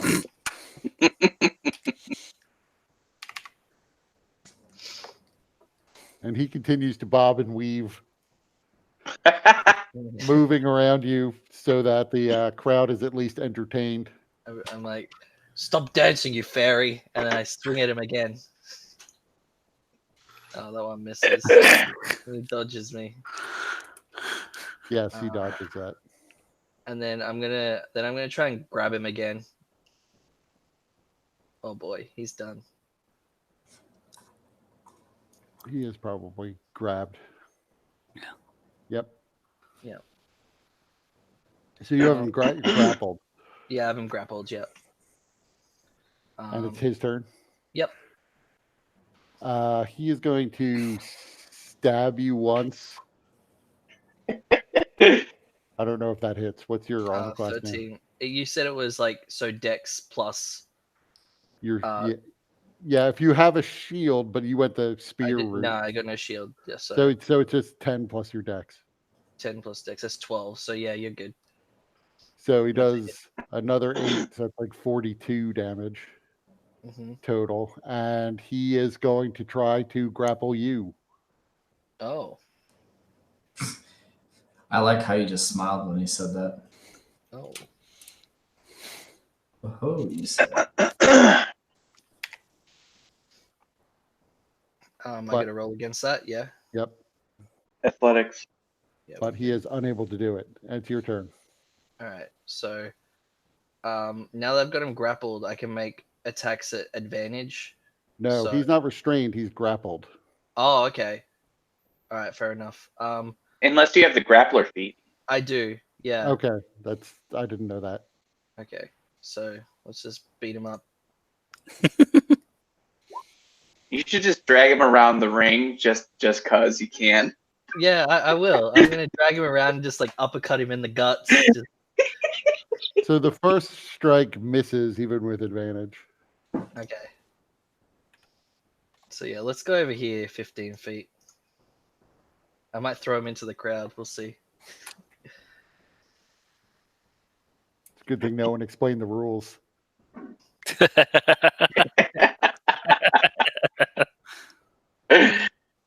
So first he's going to attack you with the short sword. Ow. So that's a total of 50 damage he's done. Yeah. Then he is going to try to break this grapple because he realizes you're better at this than him.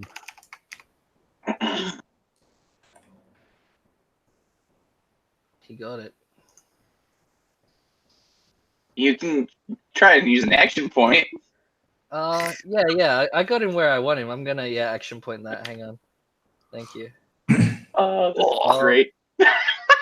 Well, that didn't work out. Should have action points take that second number I instead. don't think it's a thing you can do. Yeah. Not after the fact. I would let somebody action point to give themselves advantage, but not after they see the second number is super good. Yeah.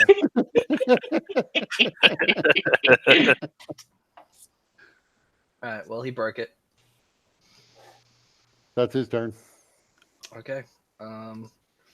Shove him. Yeah. I'm just double checking if I've got any more what's name points. Superiority dice. Yeah, I think I've only got 2, so I've already bursted them.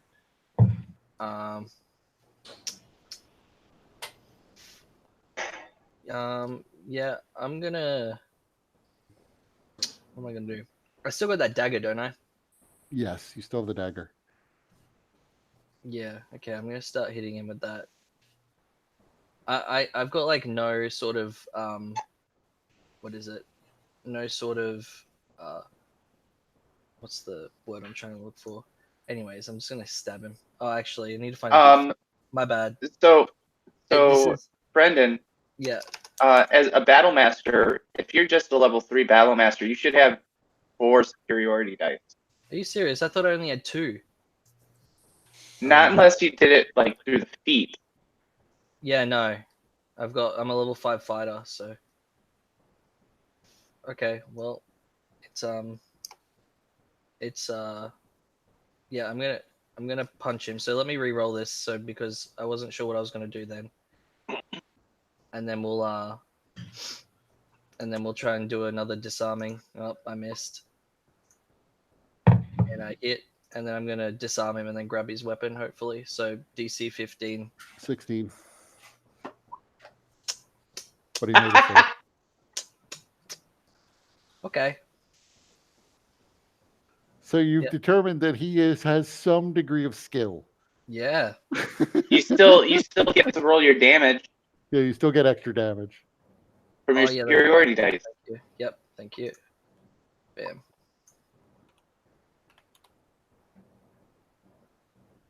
How's he So- looking? Is he dead yet? Give me an insight check. Oh man.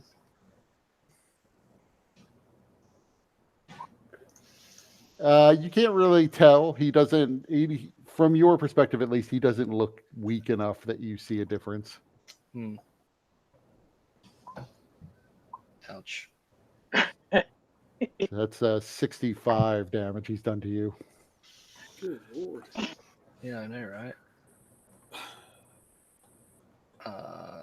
What's that? And he bobs and weaves.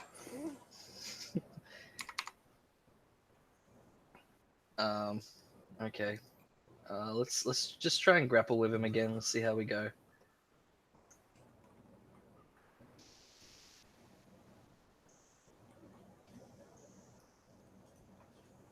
Oh, you grab him.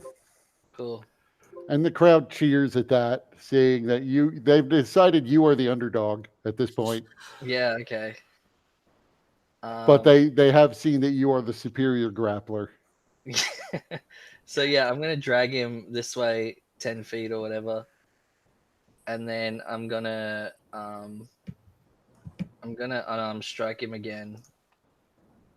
Yeah, and then with that, I'm gonna use my last superiority die to do the push attack to push him into the crowd. Okay. Can you push him in a different direction than he is relative to you? It just says 15 feet away. Right. So away is sort of up in this direction. Oh, So well, like can I somewhere spin him from here. round? You could move him first. Okay. Move him Yeah. there. Yeah, I'll do that. So what's the save on the push attack? Strength saving throw 15, 16. 16. Oh So my you god. go to push him, but he manages to hold his ground. Oh boy. You still get your superiority Oh, dice yeah, and damage. I'm rolling that now. Yep, there we go.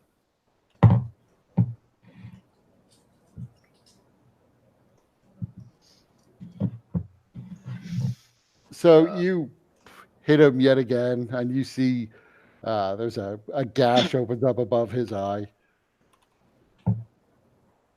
Blood begins to pour down. How is the crowd reacting to this fight? Yeah, I didn't They even- seem to be pretty into it. They are cheering. They are a little disappointed that he's gotten in more hits than Hellweir has, because Hellweir's kind of the celebrity at this crowd. Oh, it's gonna be so great if he loses. No, I know, right? So they seem as though they started out more on Hellweir's side, and are, like I said, a little disappointed that this guy's getting in so many strikes. So more still rooting for Hellweir. Maybe less so if he had hurled this guy into them, but that didn't happen. Gosh, Hellweird, you're embarrassing us. Fucking hell. Copping everything.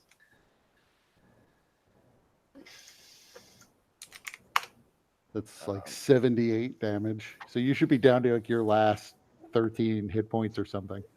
Yeah, sounds about right. Double check. Yeah, I'm on 17 hit points. You It's might your want to turn. use your second wind. Yeah, I'll wait till we get towards the end and I'll start bursting that shit out. He might die this turn. Who knows? All right. So It's your anyways, turn. so I'm gonna do some unarmed strikes at advantage. That hits. And then my second one. That also hits. And then with my, actually, let me just double check this works the way that I think it does. So, with that last punch, I then I sort of like my fists like grows like some sort of like barbs, because my primeval guardian thing, and I just stab him with an extra bit.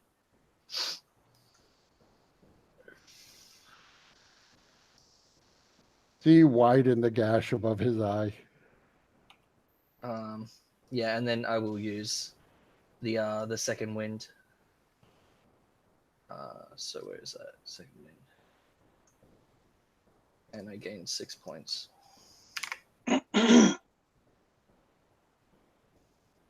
So he is going to attempt to shove you. So treating that like a grapple check, basically, he will make an athletics check, and you can oppose it with acrobatics or athletics. Mm-hmm. Oh, he did not do well on that. No. So you managed to easily beat him on that. So he will just try to stab you. Which he does. Good thing you used your second wind. I know, right?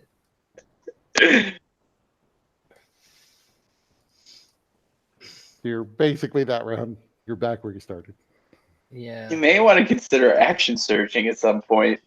Yeah, that was probably going to be this turn. Yeah. What's your turn Okay. now? All right. Let's beat him up some more. That's a miss. No, that just hits him. Oh, good. Hit him with one of Well, these. As aren't well. aren't you still grappling him? Yeah, I am. Oh, yeah, I'm at advantage. I forgot. Yeah, thank you. And then, yeah, I'll hit him again. And is he dead? No. Oh God! All right, action surge. So I'm gonna do 2 more attacks at advantage. Finally, there's my crit. That's 12. And then there's that, and then one more hit. I'm going to treat that. What is Primeval Guardian? I don't remember what that is. So it's almost like a smite, like the weird smites which the things get. It's at 3rd level I command primal magic or whatever to enhance my attack with thorns. Once during one of my turns, you can deal an additional 1d6 piercing damage to one creature you hit with a weapon attack. What is that from? Primeval Guardian, level 3 from my ranger abilities. Okay. So Yeah. I'm just going to say that's maximized because of the crit. And you can roll another 1d6 for it. Yeah. Whereabouts is it there? So it does a total of 9, and then your second attack does 6.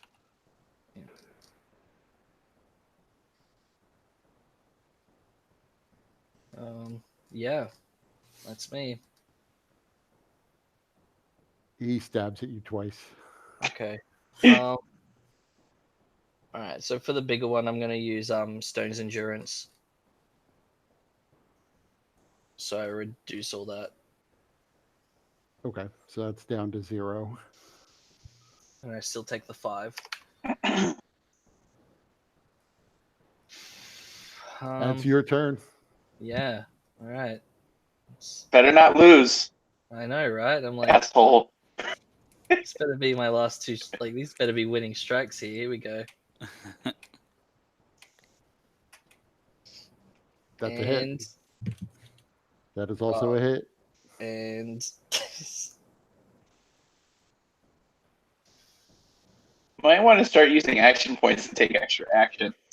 You can't afford to lose this. yeah. You gotta save face. So Especially you since hit you him. decided to take the guy on without a weapon. Yeah, you're right. Yeah, after throwing away your primary weapon. yeah I don't need that shit. because it's a quote good opening move. It is. I imagine this being like that Michael Jackson video where they're like tied at the wrist, but instead one guy's got a sword, the other guy's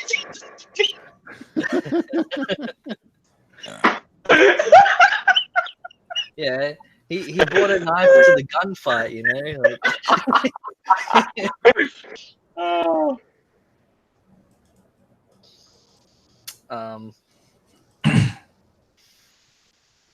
Yeah. So, is that was this his turn right there? Yes. Oh boy. Well, technically I'm down, but can I use an action point to like 1 health it? Well, if he is not trying to kill you, so his Okay. final strike would be non-lethal, but you could use an action point. I'd let you spend an action point to keep yourself at 1 health. Yeah, right. Cool. I'll do that. And This guy's probably like, why won't you just die?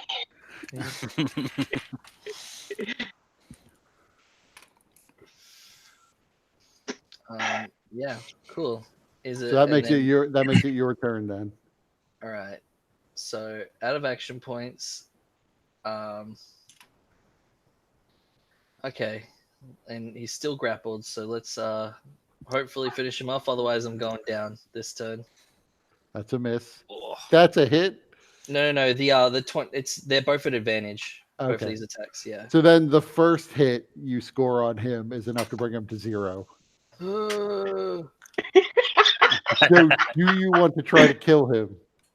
God. You are aware that he wasn't trying to kill you with his last strike. Yeah. What's like the crowd's reaction? I mean, the crowd doesn't expect you to kill him. Yeah. Yeah. As he like drops down, I just like, I sort of like, I imagine he like falls down like to like his knees, and I just push him over with my foot, and then just walk away. But really, I'm like, oh my god, I nearly died. You push him over, and he's just laying there, unconscious, but still alive. People run out and begin to drag him off the sand as blood drips from all of his wounds. People are cheering in the stands, not really noticing that there's blood dripping from all of your wounds too. All right, this is a round robin, so get ready for the next one.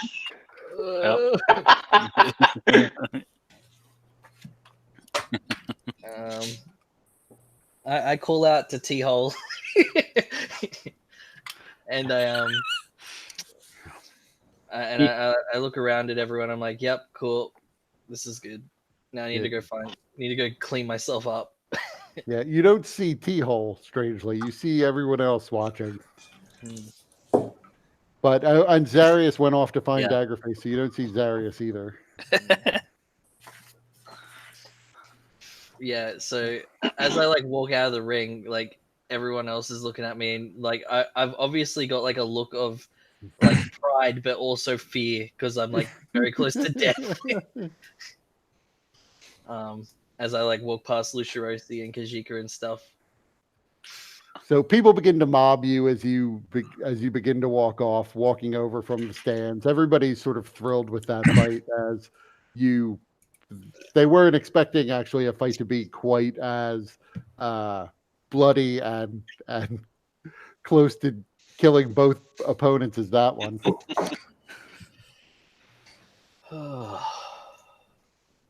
Yeah. And as you watch, two more gladiators begin to enter the field. One is carrying a net and trident. The other one has a similar short sword and shield to what this guy had.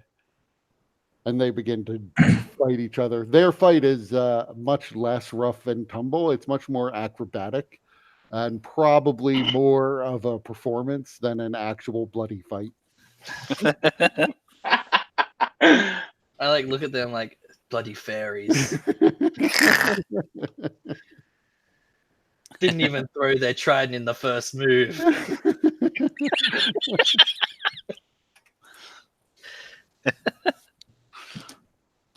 And so, meanwhile, Zarius, you've gone up to Daggerface's room.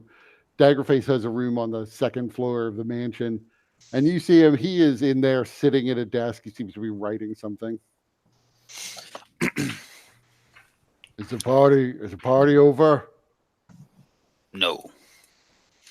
I come to check your wounds. I think they're fine, but go ahead. And he turns and takes the mask he's wearing off. Give me a medicine check.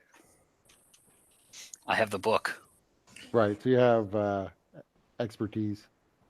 I don't know how to write that in there. Have to check the sheet. There's a way we could just add it in, the +3 in, but there's a way to add it in automatically. I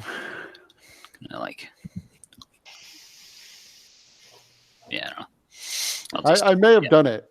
So no, it's a +7. It should be more than that. So 17. Yeah, you can. That's enough that you can see.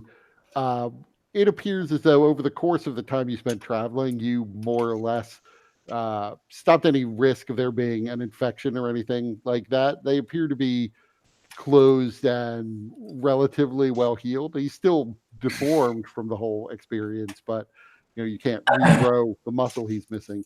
The skin is relatively smooth. There is significant scarring, but again, to be expected. So he seems like he's in as good a health as he's going to be in. His depth perception isn't coming back because he's missing that eye. Right.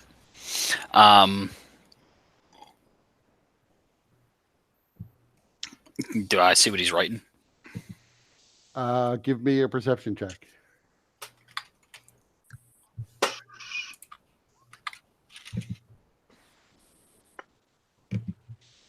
You're not 100% sure but the gist of it, that from what you can see, it seems to be some sort of journal, and it seems to be, at least the entry he's on at present, seems to be talking about how he intends to become an adventurer.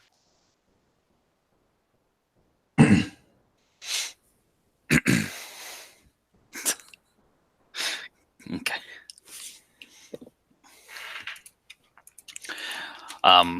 Before I leave, then I'll just tell him. I believe it is prudent that we keep your connection to the door secret. Well, I haven't told anyone except Dom Petronio. He knows. Do you need my help in talking to any of the people here, like any of the dwarven people whose support you may need? I do not know. I have not paid that much attention. Well, let me know when the party's over, as I'm just going to stay up here until everyone leaves. Very well. I'll head back down then. So you head back down and you see Hellweir looks busted up. He is staunching the blood flow from some of the wounds he took. Did you lose? Well, although it's been a while fighting with the clan, I won. Though it does not look like it. This is why I was confused. Yes. When you look at this, I seem to have quite a big cut here. And I move my hand, and there's just blood just flowing. It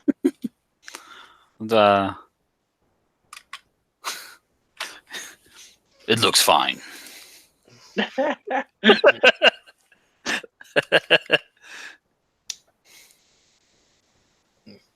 I just grunt and I just walk away. Lucharosi notices that you passed by him and didn't ask him for any help with healing. You also noticed that Lucharosi did not offer any.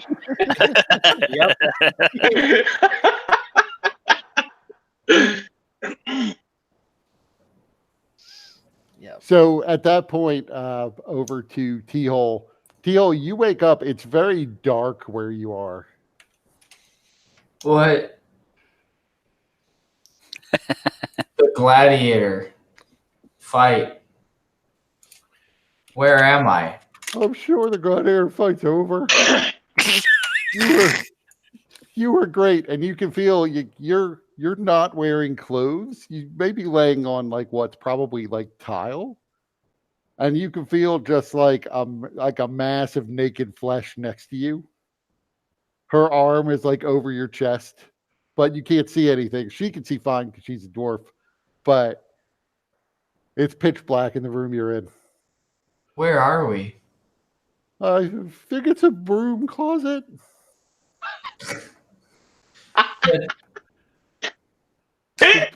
But yeah, it's cool. It's cool. Like we can you definitely have my vote if you want to get into the door. That's fine.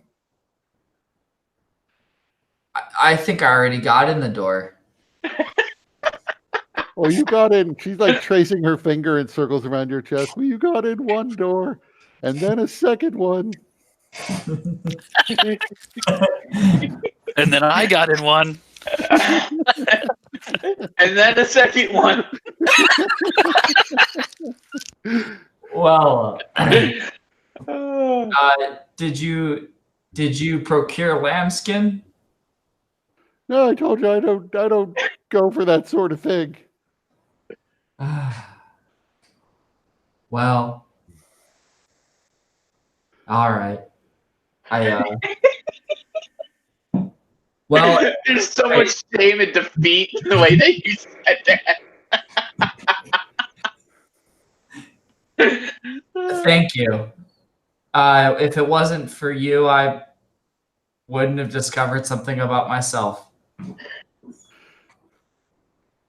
What? So you discover as you begin to move, you realize. I mean, you're drenched in sweat, and it's still pitch black, but like there's something like gooey in your beard. You're not sure what that is. So I'm gonna. I like rub it. I like pull it off and like I put it in my. I like put my hand. Smell. Yeah, it's you're not sure you have a description for what it smells like, but it's it's definitely not sweat, and it's definitely got a somewhat foul odor to it. So it's not even like phlegm. It's very sticky though. Like it's very tacky. You can like stretch strings of it just by rubbing your finger through your beard. You can stretch strings of it between your fingers. So I take that and I just like rub it on her naked flesh. Oh yeah, do you want to go again? And she make me an athletics check. Or you can do acrobatics if you want, with advantage because you're all slippery.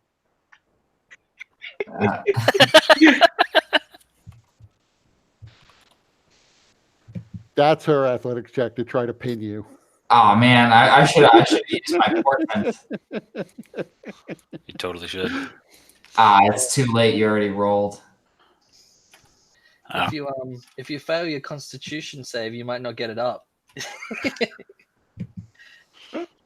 That's true. That's what it's part of what the drug was for.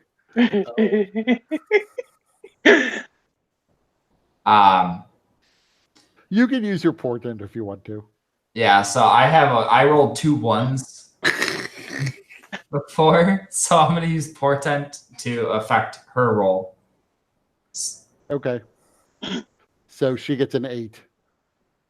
Yeah, and so that my solid 14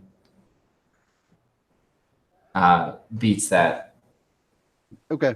So she clearly is trying to pin you to the ground, but she sort of clumsily reaches out and puts her like hand on your chest, but it's so slick from like this goo that dripped off your beard as you stood up and the sweat that her hand slips off and you escape her reach. Oh, come back. I thought you wanted more of this. I have to go see how the fight's going. And then I'm gonna run out of the broom closet. So I'll like try to open up the door.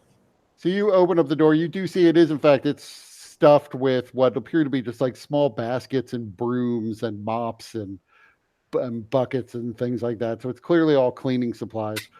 You don't see your clothes in there, but you run out.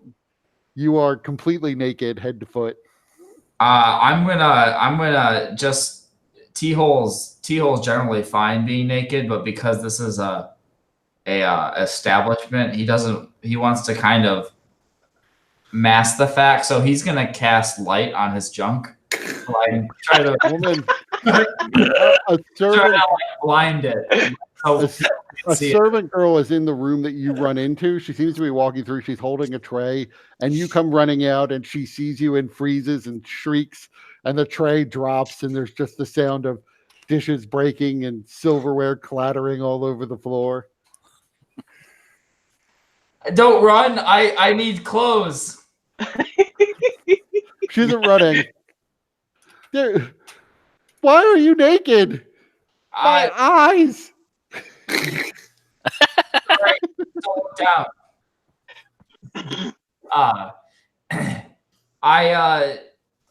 it's kind of tough to explain. I would rather explain while clothed. But can you point me in the direction of some robes, anything? And she looks at the floor and she says, "I think there's a shirt there." And then it looks like there might be something else over behind that couch. Is there a shower, a tub, a place where I can wash? In the bathhouse out back, there are baths. So I was like, thanks. I'm gonna grab that shirt and check behind the couch. Behind the couch, you see there are some of Strongjaw's clothes, as well as your pants, and like you find one of your shoes. I'll take my pants, just begrudgingly, and whatever clothes I can scrounge. So one of the shoes, pants, and a shirt.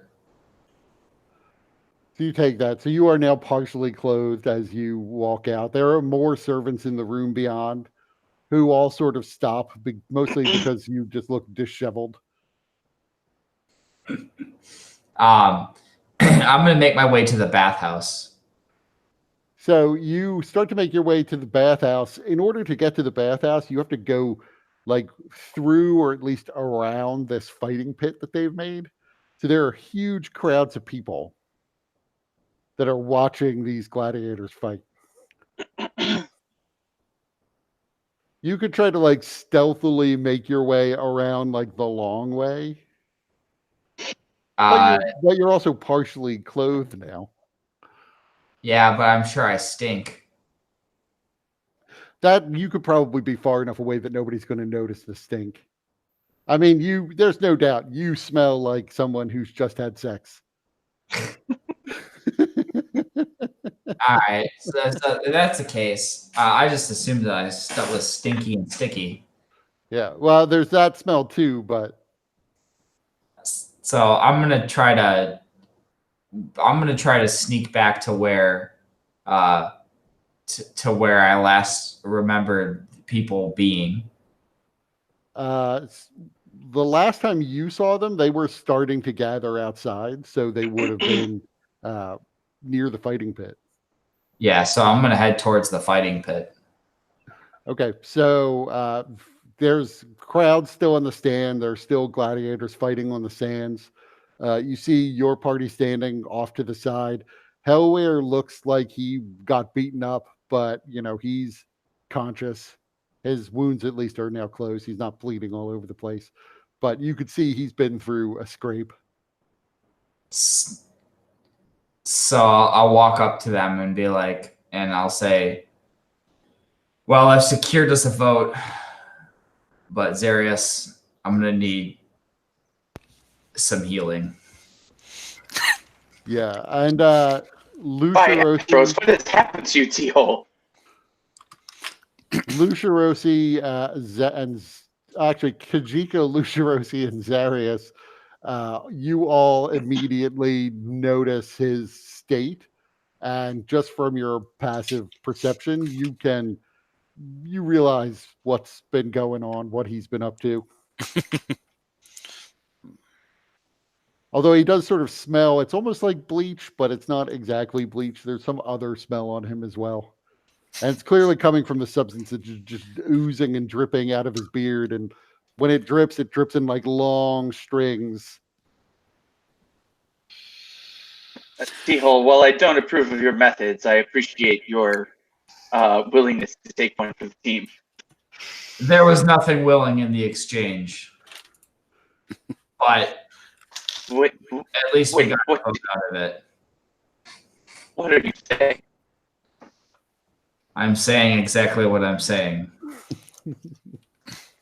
There was nothing willing in the exchange, but at least we've gotten a vote in our favor. How would that even work? I believe the hunter became the prey. Something, she's just into older men. And I don't blame people or women when they see me for feeling such passion. But I think she felt a little too much. I will not Also touch the you until you drunk bathe. thing. Are you sure? Yes. All right. Then I'm gonna go bathe then and wash this stuff out of my beard. So roll me a d12.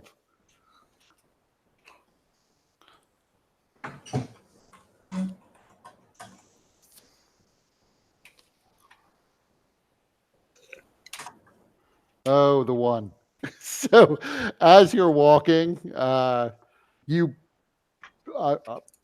sort of a middle-aged dwarf, really very tall for a dwarf and very wide, but not fat, like more muscular than anything else, comes up to you and says, I'm the Lord Protector, and I have come to introduce myself to you. I believe you're T-hole, are you not? I am the Emperor. T-hole, the original. You are certainly famous these days for being the emperor of the empire. In fact, I'm sure your ambassador, His Excellency Lord Tullus, would very much like to speak with you in that regard, as he apparently does not recognize your claim on that great land. I see you've met Lady Strongjaw.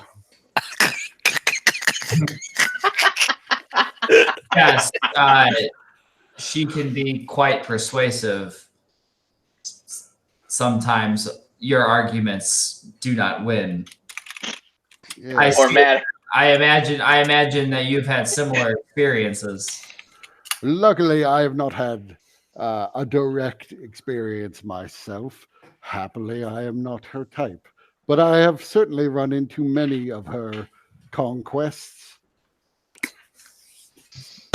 I see that you were particularly enthusiastic. Well, one of us was.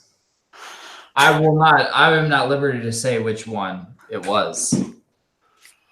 Well, I won't be indelicate, but you may wish to go clean yourself up if you don't wish to make a complete ass of yourself at this party.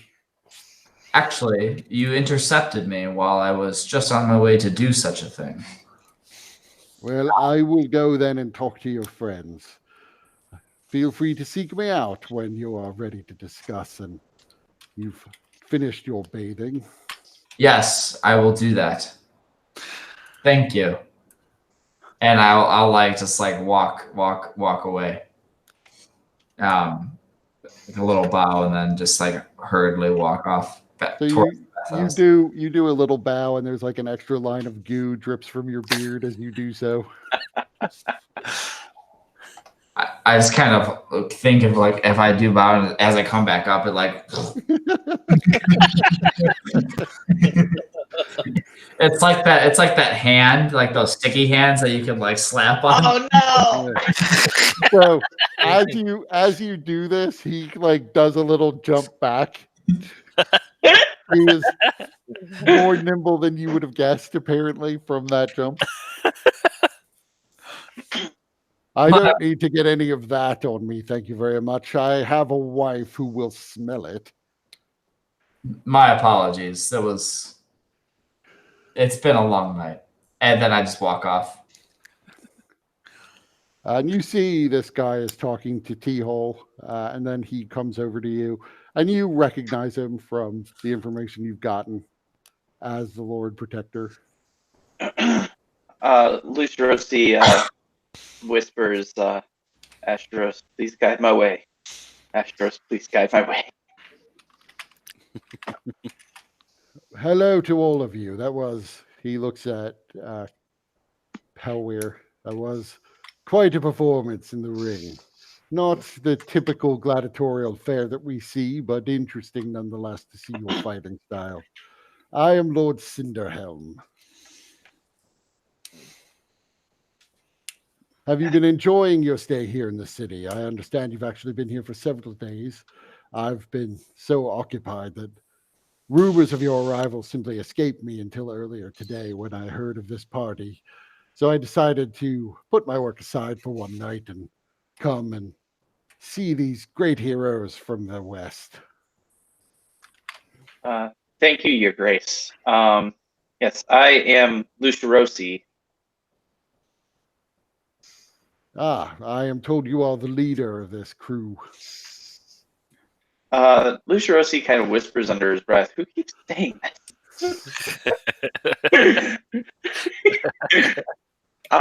And he says, "I do my best, Your Grace." So tell me of your fight with this demon. How did you uncover him? How did the fight proceed? I don't believe I've ever heard a first-hand account of someone fighting a demon, and the ones I've heard from legend are usually very light on the details. I was a warrior once upon a time, long, long ago now. So I would be very much interested in getting the blow-by-blow recount from you all. Well, my recollection of it was that the Chamberlain touched Hellweir, and it had some kind of reaction. It seems to have been a blessing from Asheros. You can kind of see Lucirosi kind of his eye twitches at that. After that, the demon was revealed, and we launched into attack it. And as your eye twitches, you can see there's a very subtle hint of a dubious look crosses his face, and he looks Hellweir up and down. Yes. Does Lucirosi notice that? Let's see. Lucirosi does notice that. He will say, "Yes, I feel much the same as you, Your Grace." Yeah, actually, everybody notices it except Hellweir. Yes, I killed the demon without even a weapon. I killed it with its own weapon. It is then fashioned into that staff thing over there. And I pointed point at your staff, yeah. Hellweir, I believe that you're misremembering. I used Celastri to drive its head into its torso. I used the great club. Both were used. I was told the creature was brought down with mighty spells from T-Hole. Suffice to say that we all had a role to play in the creature's demise. Well, I suppose this is the way legends are spread around. The details get fuzzy until eventually they start to get omitted entirely. Yes, it was quite a difficult battle. Still, I think I can see why Asheros has blessed you with power and his magical might. Not many Asmar in the world today. It's good to see one is out there combating evil directly. Hanale bin Shafaz is also an Asmar, but she is, like most of us here, merely, well, a politician. So I don't believe she has any real fighting skills in her whatsoever. But not you. You are out there on the front lines, along with your very unusual collection of friends. I've also recently been told that you might have a way to cure the plague down in the lower city, which I'm interested to hear about, but decidedly not tonight. As I said, I'm taking the evening off from professional affairs.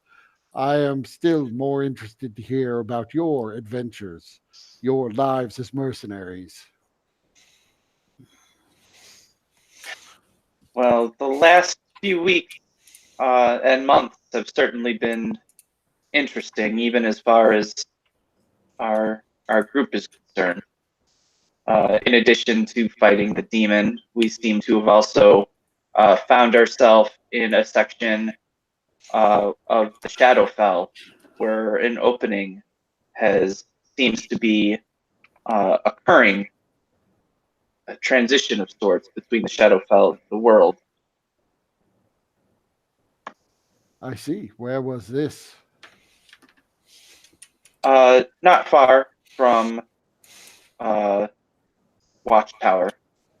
Is it Timbercrest? I'm pretty sure. Yes, Yes. near a town called Timbercrest, and in fact, that town seems to have been plagued by some kind of poisoning of the water supply, as well as some kinds of creatures setting fires and killing the townspeople. I hadn't heard about that, but Timbercrest. Not a name I'm familiar with, but maybe something worth looking into. Certainly, if there's any connection with the Shadowfell, that's very troubling. So he proceeds to sort of just ask you general questions about fights you've had, and he's more interested kind of in the details of the actual combat, blow by blow, specific fightery style stuff. Less interested in the overall goals of your group. He's clearly, you get the impression, trying to avoid conversations about the door or why you're in town or any of that sort of thing. Just more interested in hearing tales of combat. He does note that he really wants to speak to Kajika, but Kajika is not here right now for some reason. So I will assume he has been pulled away by Lady Contadina. And Lucia Rossi, I can't speak for anyone else, but is most happy to avoid any talk about the door and focus on the battles. He probably also mentioned the battle with the Mind Flayer as well. Yeah, he's also very, very interested in hearing about that one, as he's never himself run into a Mind Flayer.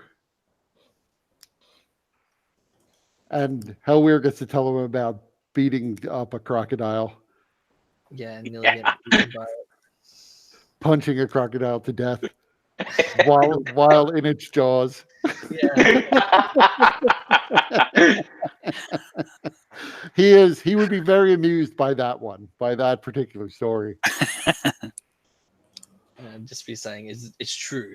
I am not lying. As a paladin of Asheros, I can assert that he indeed killed the crocodile with his fist while in its jaws. And as you're telling him that story, a gnome walks up. It's the High Countess Mia comes up, and she's listening in as well. And the dwarf turns and says, this is Lady Humbert Mia. You obviously know all of our illustrious guests. She is the High Countess of Caspo here in Longspear. She's a trusted advisor, so, and I'm sure very much more interested than I am in the magical side of your many adventures, although they've been telling me about them, and I have to say they seem fabulous indeed. You can almost see the attraction of being a professional adventurer when you hear these stories. Of course, you've all survived, so that is probably what makes the story so entertaining.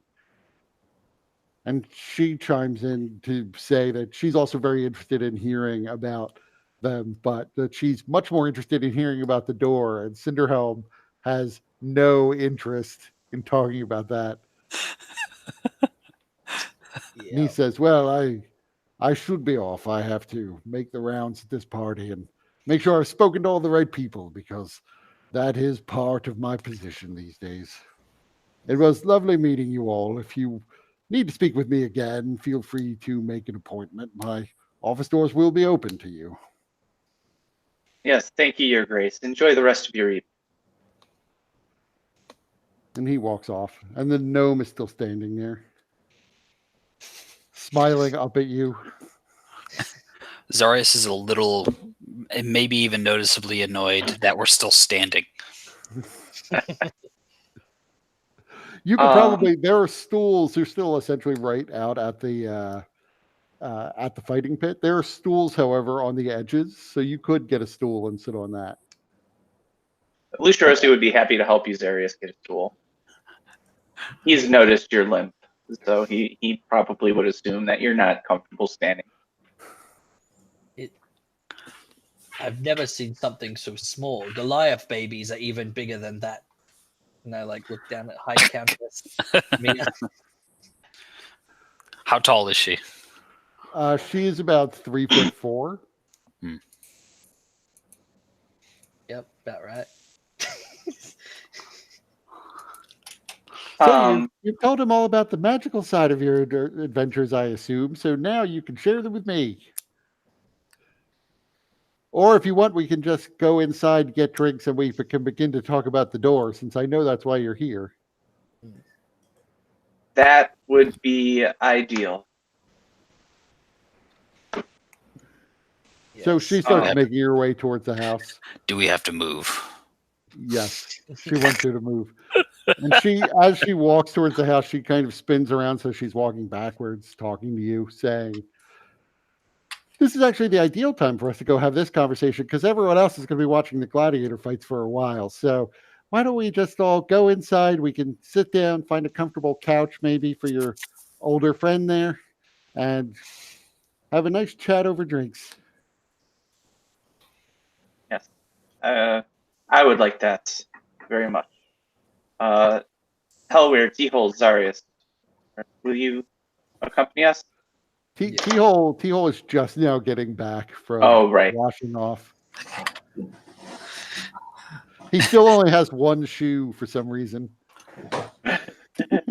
Yes. I'm feeling a little less dirty. I'll run this one more time. Detect. See if you got anything.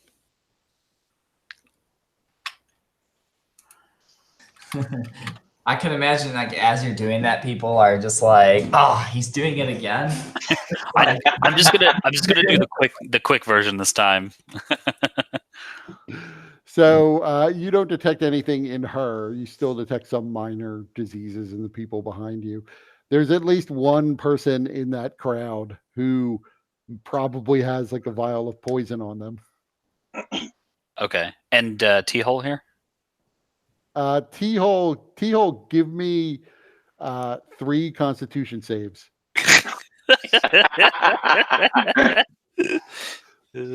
First one probably matters most. Oh boy. Perfect. It falls off. So you can tell specifically that T-Hole now has two specific STDs. One is actually sort of more of a skin condition, but you're aware it's dwarven sex rot, and you only get it from skin to skin contact with a dwarf who already has it.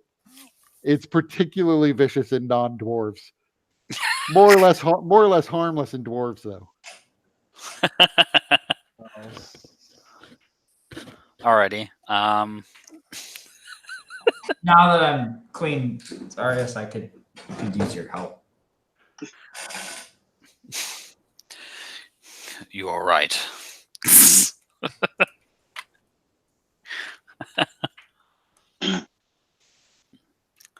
I'll go ahead and cast that and get rid of the dwarven sex rot. At least I can only get rid of one at a time, I think. So. Yep. So he's got a second one though. Yes, he has a second one.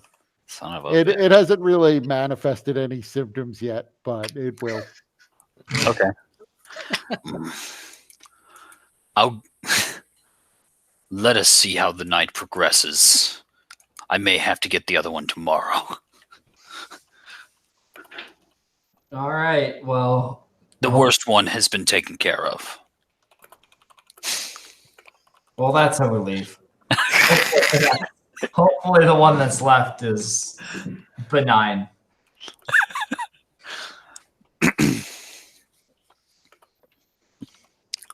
What are you all talking about?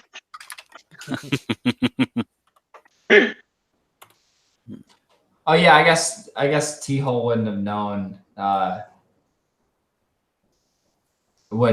that he had anything. He just would have suspected.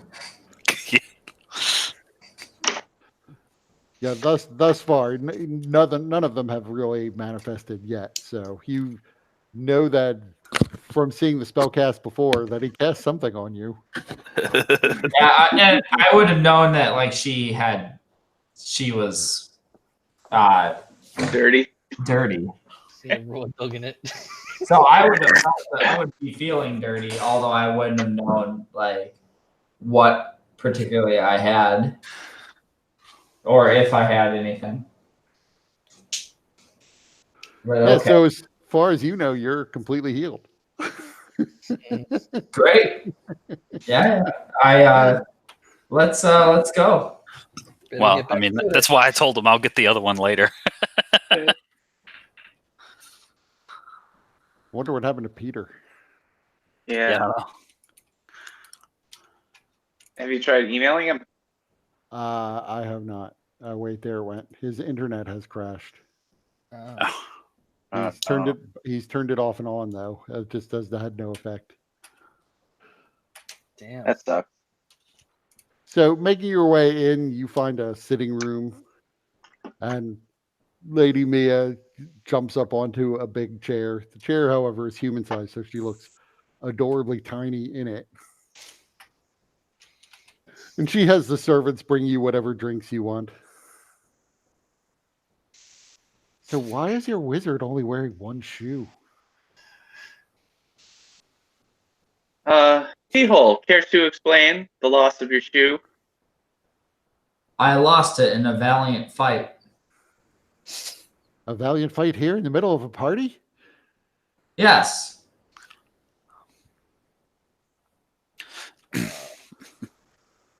Exactly. It is unclear who won. Well, someone made off with his shoe. Is there They may have another- won. Is there another gladiator pit I have not heard of? Do I have to fight in that one too? That's one that you don't want to fight in, though. I think I've done all the fighting for you. Good. But anyways, We are both victorious tonight.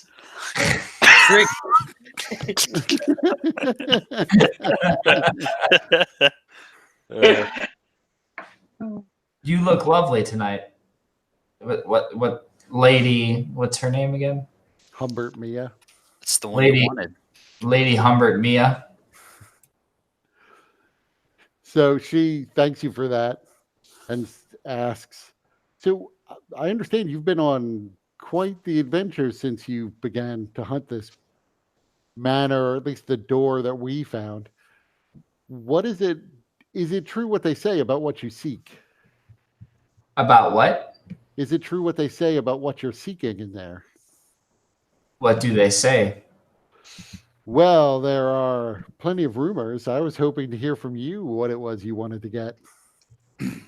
Is it just exploration, or are there some specific quarry that you're after?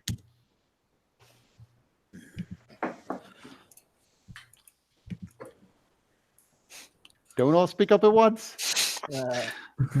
It may be a bit of both, but our goals are our own. My primary concern with the door is that there may be some relationship between the previous owner and cult of Vecna. And as a result, it may contain some sorts of evil that needs to be dealt with so that others can be saved. That doesn't really sound like something Lokexicus would want, and I know she's been sniffing around this door for a while. She's been asking a lot of questions, and I know you're in some way connected to her, although I don't have the specifics. I don't need to know the specifics, though. What I need to know is, if I were to throw my weight behind you, would you do me a little favor when you're in there? What is it that you need? Well, there are probably several things I'd be interested in inside that manor, because it was born in Canaan's, and so I'm sure the whole place is just fascinating. But in particular, there is a certain book in there, and I am in need of brave adventurers to retrieve it for me. Which book are you seeking? It's called the Book of Deridex. What makes you think it is in the door? Well, I have to be honest, I don't know for sure that it's in there, but the last known location was in the manor, in the library in the manor, and so I have no reason to believe anybody took it out of there. Do we recognize, or does Lucirosi recognize that name or that book? No, you would not recognize that name. Because I know we're looking for a book, but that's It's not. Yeah, it's not the book you're looking for. At least it's not the name you've heard for it. Okay. what is in the Book of Deridex? Well, it's supposed to be a tome of the vast planar knowledge of an ancient wizard named Deridex that was collected by Mordenkainen along with a lot of other books when he more or less cleaned out the imperial libraries and took most of the interesting arcane tomes into his own home. But I don't need to tell you that he cleaned out the libraries, because we all know you're the emperor. You were you may have been there for all I know. It's a sore spot of mine, as you would imagine. What year was it when you stopped being emperor? Year 30. Oh, so this would have been way before Mordenkainen disappeared. What year is it now? It's 1415.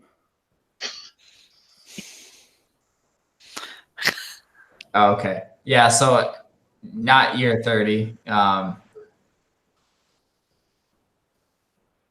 basically, the whole calendar is based around the founding of the empire. So, in her mind, assuming she's following the normal history, she would think the empire was founded in year 1. Yeah. So, year 30 wouldn't have struck her as odd for a human claiming to be the first emperor. Yeah, okay. So that's kind of what I was thinking, but I wasn't sure if they had different calendar system. But there is this place does sort of have its own calendar. Mordenkainen lived many centuries due to magic, so he probably was around beyond year 30. Yeah. After or before? Both before and after. He was probably born about 100 years before the empire formed. And probably lived to about 300 or 400.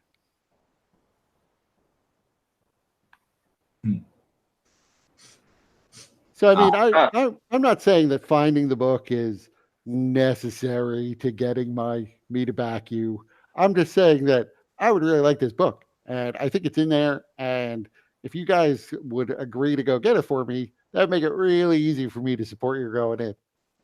You could come up with any number of other reasons why it would be okay for me to support you going in, because I think it would be cool at least to get the story about what's in there. And so you could always just come back and tell me what the story was about what's inside, and then that'll be just as good. Well, certainly I have no reason to withhold the story from you, Lady Mia. But might I ask, what would possession of this book serve for you? Well, it's mostly just a book about planar theory, so nothing directly, but I'm very interested in magic, and it would probably further my studies into how the planes are organized. I mean, you can check when you find it. You'll find the book's not magical, not so far as I know. I mean, there might be, some enchantment on it to keep it from like aging or pages from crumbling away. Like there's always that kind of magic on wizard books. At least near as I can tell, there's usually something like that on wizard books. But I don't think there's anything inherently magical in the book. I suppose if you do find something, I would still want the book, though. I don't see any reason why we couldn't accommodate your request. Darius, T-Hole, Kajika, Hellweir, would any of you be opposed to exchanging Mia's vote for this tome? That seems reasonable. Just so many words from such a small creature. I'm just befuzzled. So few words from such a big one. Yeah, we probably have there's probably some equivalence in size to number of words that come out. And so that's because you're so big, you get so few words out. Because I'm so small, I get so many more out. You guys would make a perfect pair. You could take me with you into the manor. I may be the only one who'd be willing to go, to be honest. I mean, most people are kind of afraid of doing things like that, but I think it would be cool. I mean, especially if I have people like you there to protect me. I'm sorry, Lady Mia, but I do not think that it would be wise to allow you to accompany us. As I said, there are some dangers that are potentially lying within the manor, and we would want to make sure that we're reducing the risk to anyone outside of our party as much as possible. Well, I understand that, but you guys are so big. I could just hide in one of your backpacks and I'd be super quiet. I would just button my lip. I wouldn't hear me at all. No one's going to think to attack your backpacks, right? So I'd be perfectly safe in there. If we promise to bring you the book, would that be sufficient? And then perhaps once the manor has been determined safe, then perhaps we might be able to make arrangements for you to see the inside. That's a good idea. Yeah, I think that works for me. I mean, it's maybe less fun than watching you guys actually fight the fights inside. Yeah. But I suppose you could always tell me about it, and then I could go in and see firsthand where you fought everything. So do you think there's going to be undead in there? A lot of people think there's going to be undead in there, and you mentioned Vecna, so Vecna is all about the undead. Yes, that is certainly a concern. You think you'll find Vecna in there? Are you going to have to fight Vecna? Are you guys going to kill Vecna? No, I'm not sure that Vecna truly exists, at least not in any kind of form that we could fight.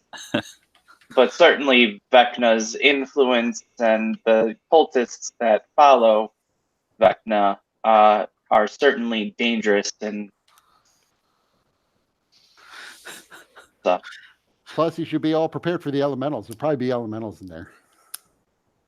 Elementals? Sure. It's Mordenkainen's Manor. Got to be some elementals in there. Was he known for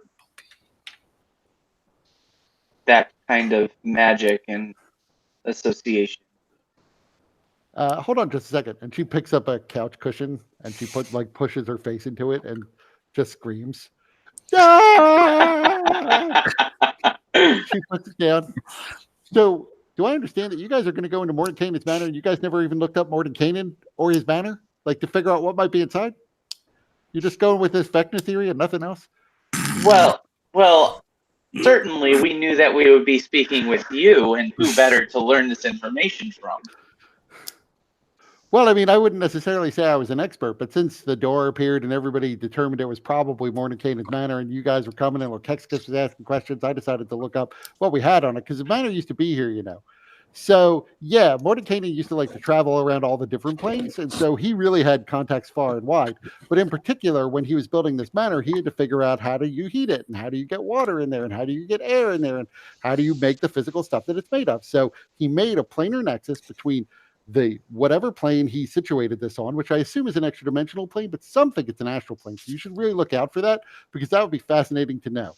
And then he connected this through this nexus to all four of the elemental planes so that he could draw up elements as needed and make the physical substance of the entire plane. Yeah. We just gets up and leaves. and Neil's like, that is fascinating. Yeah, Lucirosi is doing his best to follow, but But as a result of there being a planar nexus in there, Mordecai used to have elementals over all the time. Usually the more intelligent ones, but not always. And sometimes I'm told that they would break free. So he would sometimes have just random elementals that would pop into existence inside the manor because he brought in essentially the wrong piece of the elemental plane. And so sometimes he would have to chase elementals out of there. Now, he may have some sort of automated defense that could help get the elementals out. That I don't know. But I expect you'll find elementals in there because he hasn't been in there in centuries. So they've probably just been appearing, and whoever's in there had to chase them out. But they're probably not as good as Mordecai in doing that. Well, that is certainly good information to know. Thank you, lady. What do I know about elemental? What do we know about elementals? What's the common knowledge about them? I mean, the common knowledge would be that there are 4 elemental planes, that this plane is made of elements that were drawn in from the 4 elemental planes. And that on those elemental planes, these elements can sometimes take a semblance of life. It's one of the rare exceptions to the whole created corrupted thing. They're kind of considered to be neither. They're not usually thought of in the traditional theology as being like living, although it's clear that some of them are intelligent. Nonetheless, they're it's almost like some people think of them as like constructs built out of elemental forces. Mm-hmm. But some of them are intelligent constructs built out of elemental forces. There are other people who think that they are living beings just like any other, just from a different plane. Gotcha. But you would be aware that, fire, earth, air, and water can take physical form and become sentient enough to sense their surroundings and can be at times dangerous, although not necessarily malevolent. There are some malevolent, some that are not. Mm-hmm. So in that sense, it's like any other kind of creature. Gotcha. Well, thank you for sharing that with us, as we would not have known it otherwise. They say if you can find the nexus inside there, that you can actually just travel to any of the elemental planes you want. Although I don't know how you control that, because I didn't hear that Mordecai used to travel to the elemental planes using the nexus inside the manor. I heard that he used to use sort of the traditional spells for going from plane to plane to do that sort of thing. So I've always wondered whether or not it's actually as easy to do that as you want. But you may be able to see when you're in there if you can find the nexus. It'll be like the heart of the place where all the material that makes the manor comes from. Well, we will certainly have to look out for that. And certainly we will be keeping an eye out for this book that you would like. And certainly if it is found, we will give it to you for all of your help with gaining entry to the manor. I also want a solemn word, solemn vow, solemn promise that I get to be the first one who gets to go inside after you guys are done. Once it's safe, I mean. I don't want to be like on tour 3. I want to be tour 1 up front.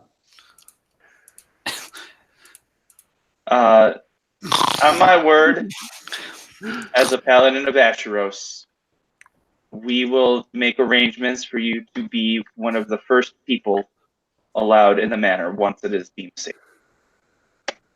Well, that's good enough for me. I guess I will side with you if it comes up. I don't actually know when we're going to have a vote on that. Nobody's actually talked about it. I think it's just sort of understood that at some point the whole council will get together and decide whether or not to allow you in. But really, the Lord Protector's got to schedule that sort of thing. I guess I could ask him. If you want me to ask him, just let me know.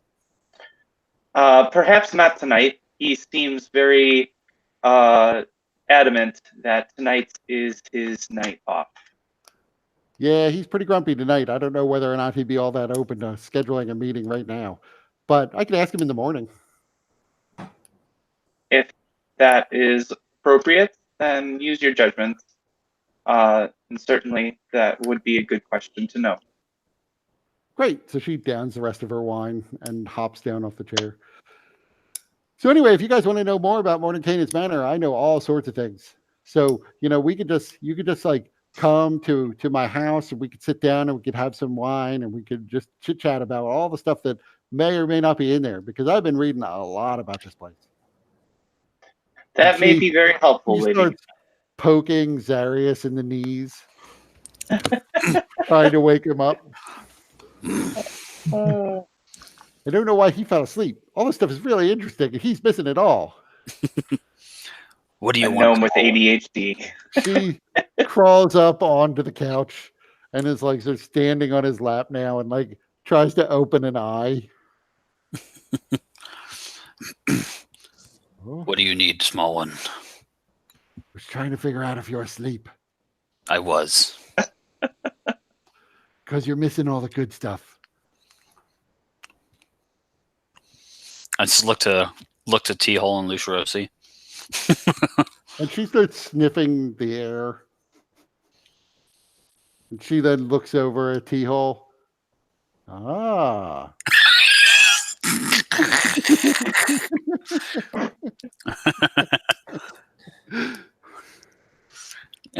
What?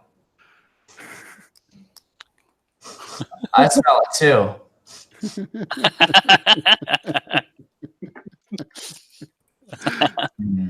So she jumps off the couch. Well, I guess it's time to go back to the party, but if you guys need to speak more, let me know. Yes, thank you. We will certainly consider it if there is time. Kajika, Lady Contadina saved you from going into this meeting. Okay. So she pulled you aside as everyone else was going in to talk to Lady Mia. But as you're talking to Contadina again, the Lord Protector comes over to you, this middle-aged, strong-looking dwarven guy. Excuse me, Kajika, is that your name? Well, I would say yes, there, Lord Protector. I'm afraid I do not speak the language of your people, or else I would use it as a sign of respect. So if it is okay, I would prefer to speak in common. Sure. I was wondering, I know from sources that you have had several meetings now with the ambassador of your people, and was wondering if you were open to making certain arrangements. You're going to have to be a little bit more specific. Well, what I was wondering is, I don't know much of your history. I endeavored to find out, but I was blocked at every turn. So all I know is that you are one of the, for lack of a more specific term, law enforcement of your people, and that they don't often allow people of your rank and status to leave the Hob. So nonetheless, somehow you've managed to leave the Hob and join a mercenary company. Over in the Empire, in the city of Cartha is where you're headquartered. That leads me to believe that perhaps you are not as closely aligned with the government of your people as most other hobgoblins traditionally are.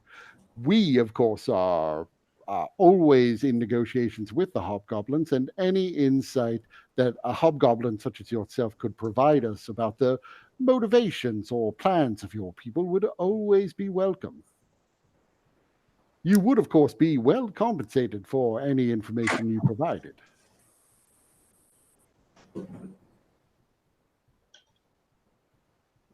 I'm just dumbfounded.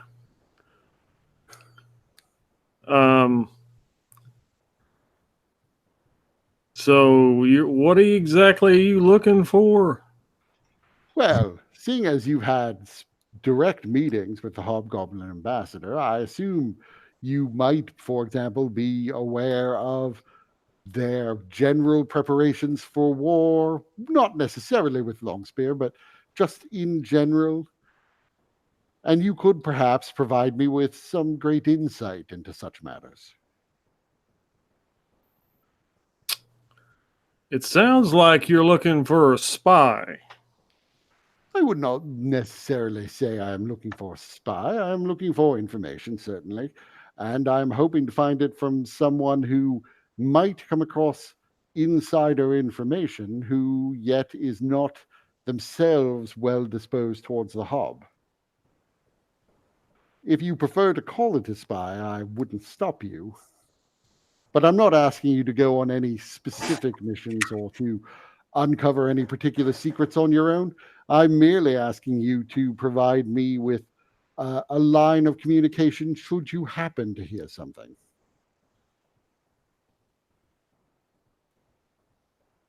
A line of communication.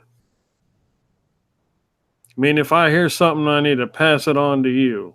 Precisely. Now, if you are, in fact, if I've misread the situation and you are a citizen in good standing and with a deep and abiding love for your countrymen and your nation, I don't wish to offend you. I would offer this to anyone who I thought might provide me with vital information for the defense of my people.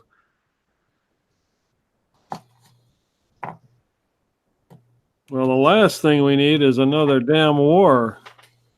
I quite agree with that. We have struggled for 30 years to try to avoid war with the hobgoblins.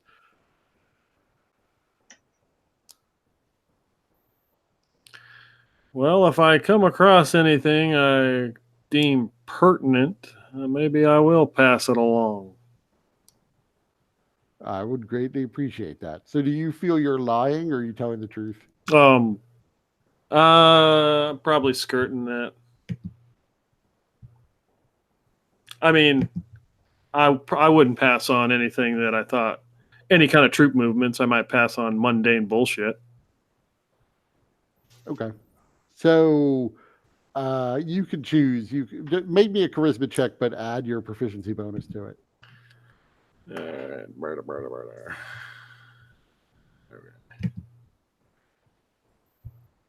I'll find my character sheet here.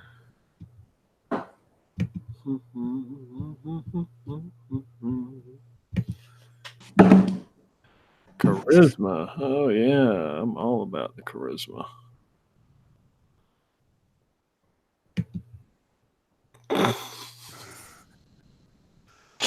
Well, I would say this. If you could, if you were to come across information and you were to come across it before we say had a meeting to decide whether or not to give you access to the door, if the information were valuable, I could probably see to it that the vote went in your favor. Well, we would really like to get access to the door. I don't think well, anybody else is jumping up trying to get in there.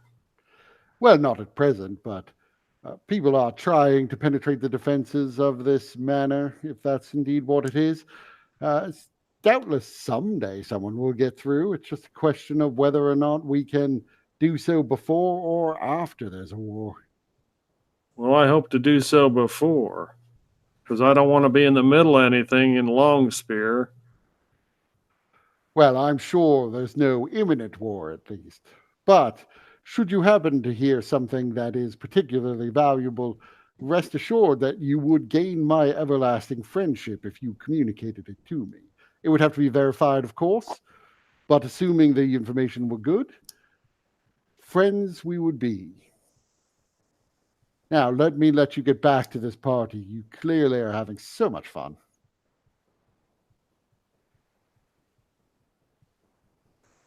I just look to Canadina and say, so what do you think? What do you make of that piece of shit? He would have pulled you away from her before having this conversation. Well, I would walk over to her. I mean, even if she didn't hear the conversation, I would say that to her. Well, I don't know him well myself. He seems as if, to me, as nobles go, he's a relatively straight shooting person, as they say. He says what he means. He doesn't usually lie. He's capable of lying, certainly.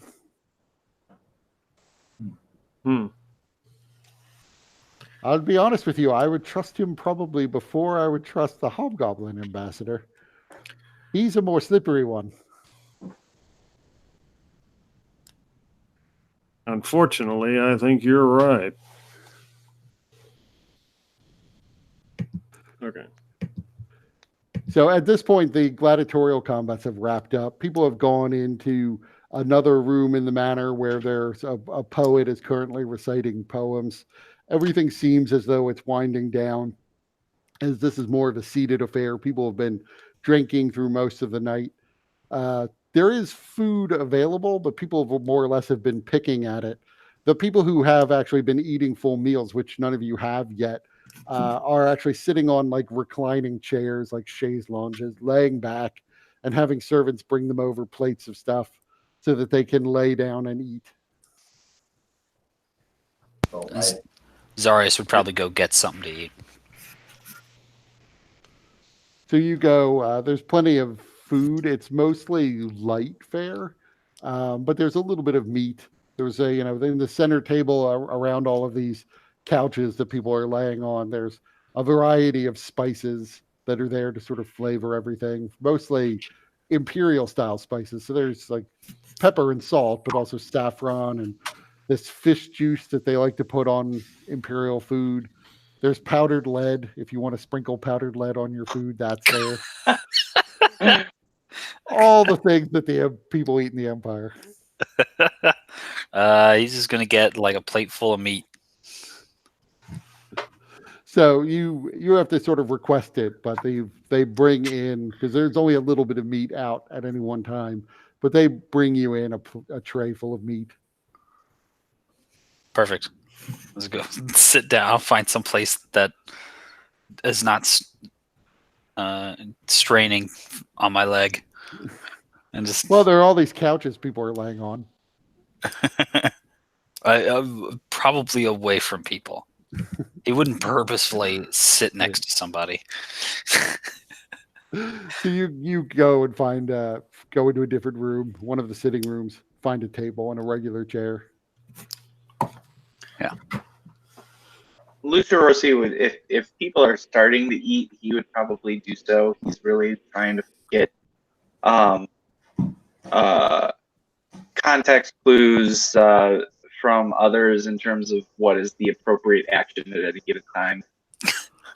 So you get the impression that a lot of people here they're not used to laying down, first of all, to eat. So that seems a little odd to them, but they're trying to get into it because it's like an imperial themed event here at this party. So people are sort of uncomfortably propped up on one elbow, eating with one hand, and then like trying to hold something in the one hand that they're otherwise leaning on. And like it's jockeying around because of their discomfort at this style of dining.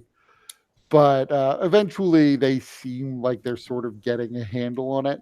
And it's not really meant for eating like full, large meals. So it's mostly finger foods and things like that.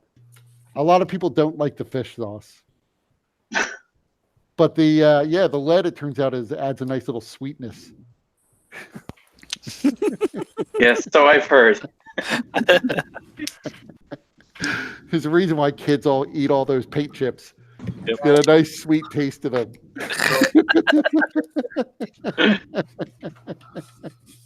But I'm fading fast. Yeah. Yeah. Yeah, we can wrap it up here. The party is essentially coming to an end. After people eat, people start to sort of filter out at their own pace. Or is that when the second party begins? Nah. Somewhere, nobody knows what happened to Strongjaw. There's a party going on somewhere. Mm-hmm. It's 420 somewhere, right? Yeah. Yep.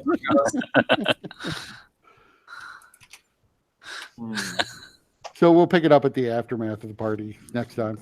Sounds good. Cool. It was fun. And I'll be sending a little bit more stuff to you, Dustin, on what it is you're addicted to now.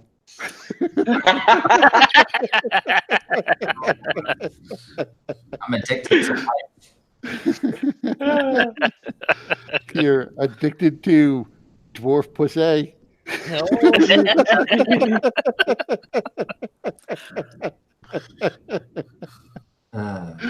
Sounds good. All right, guys. Have a good night. All right. Good All night. right.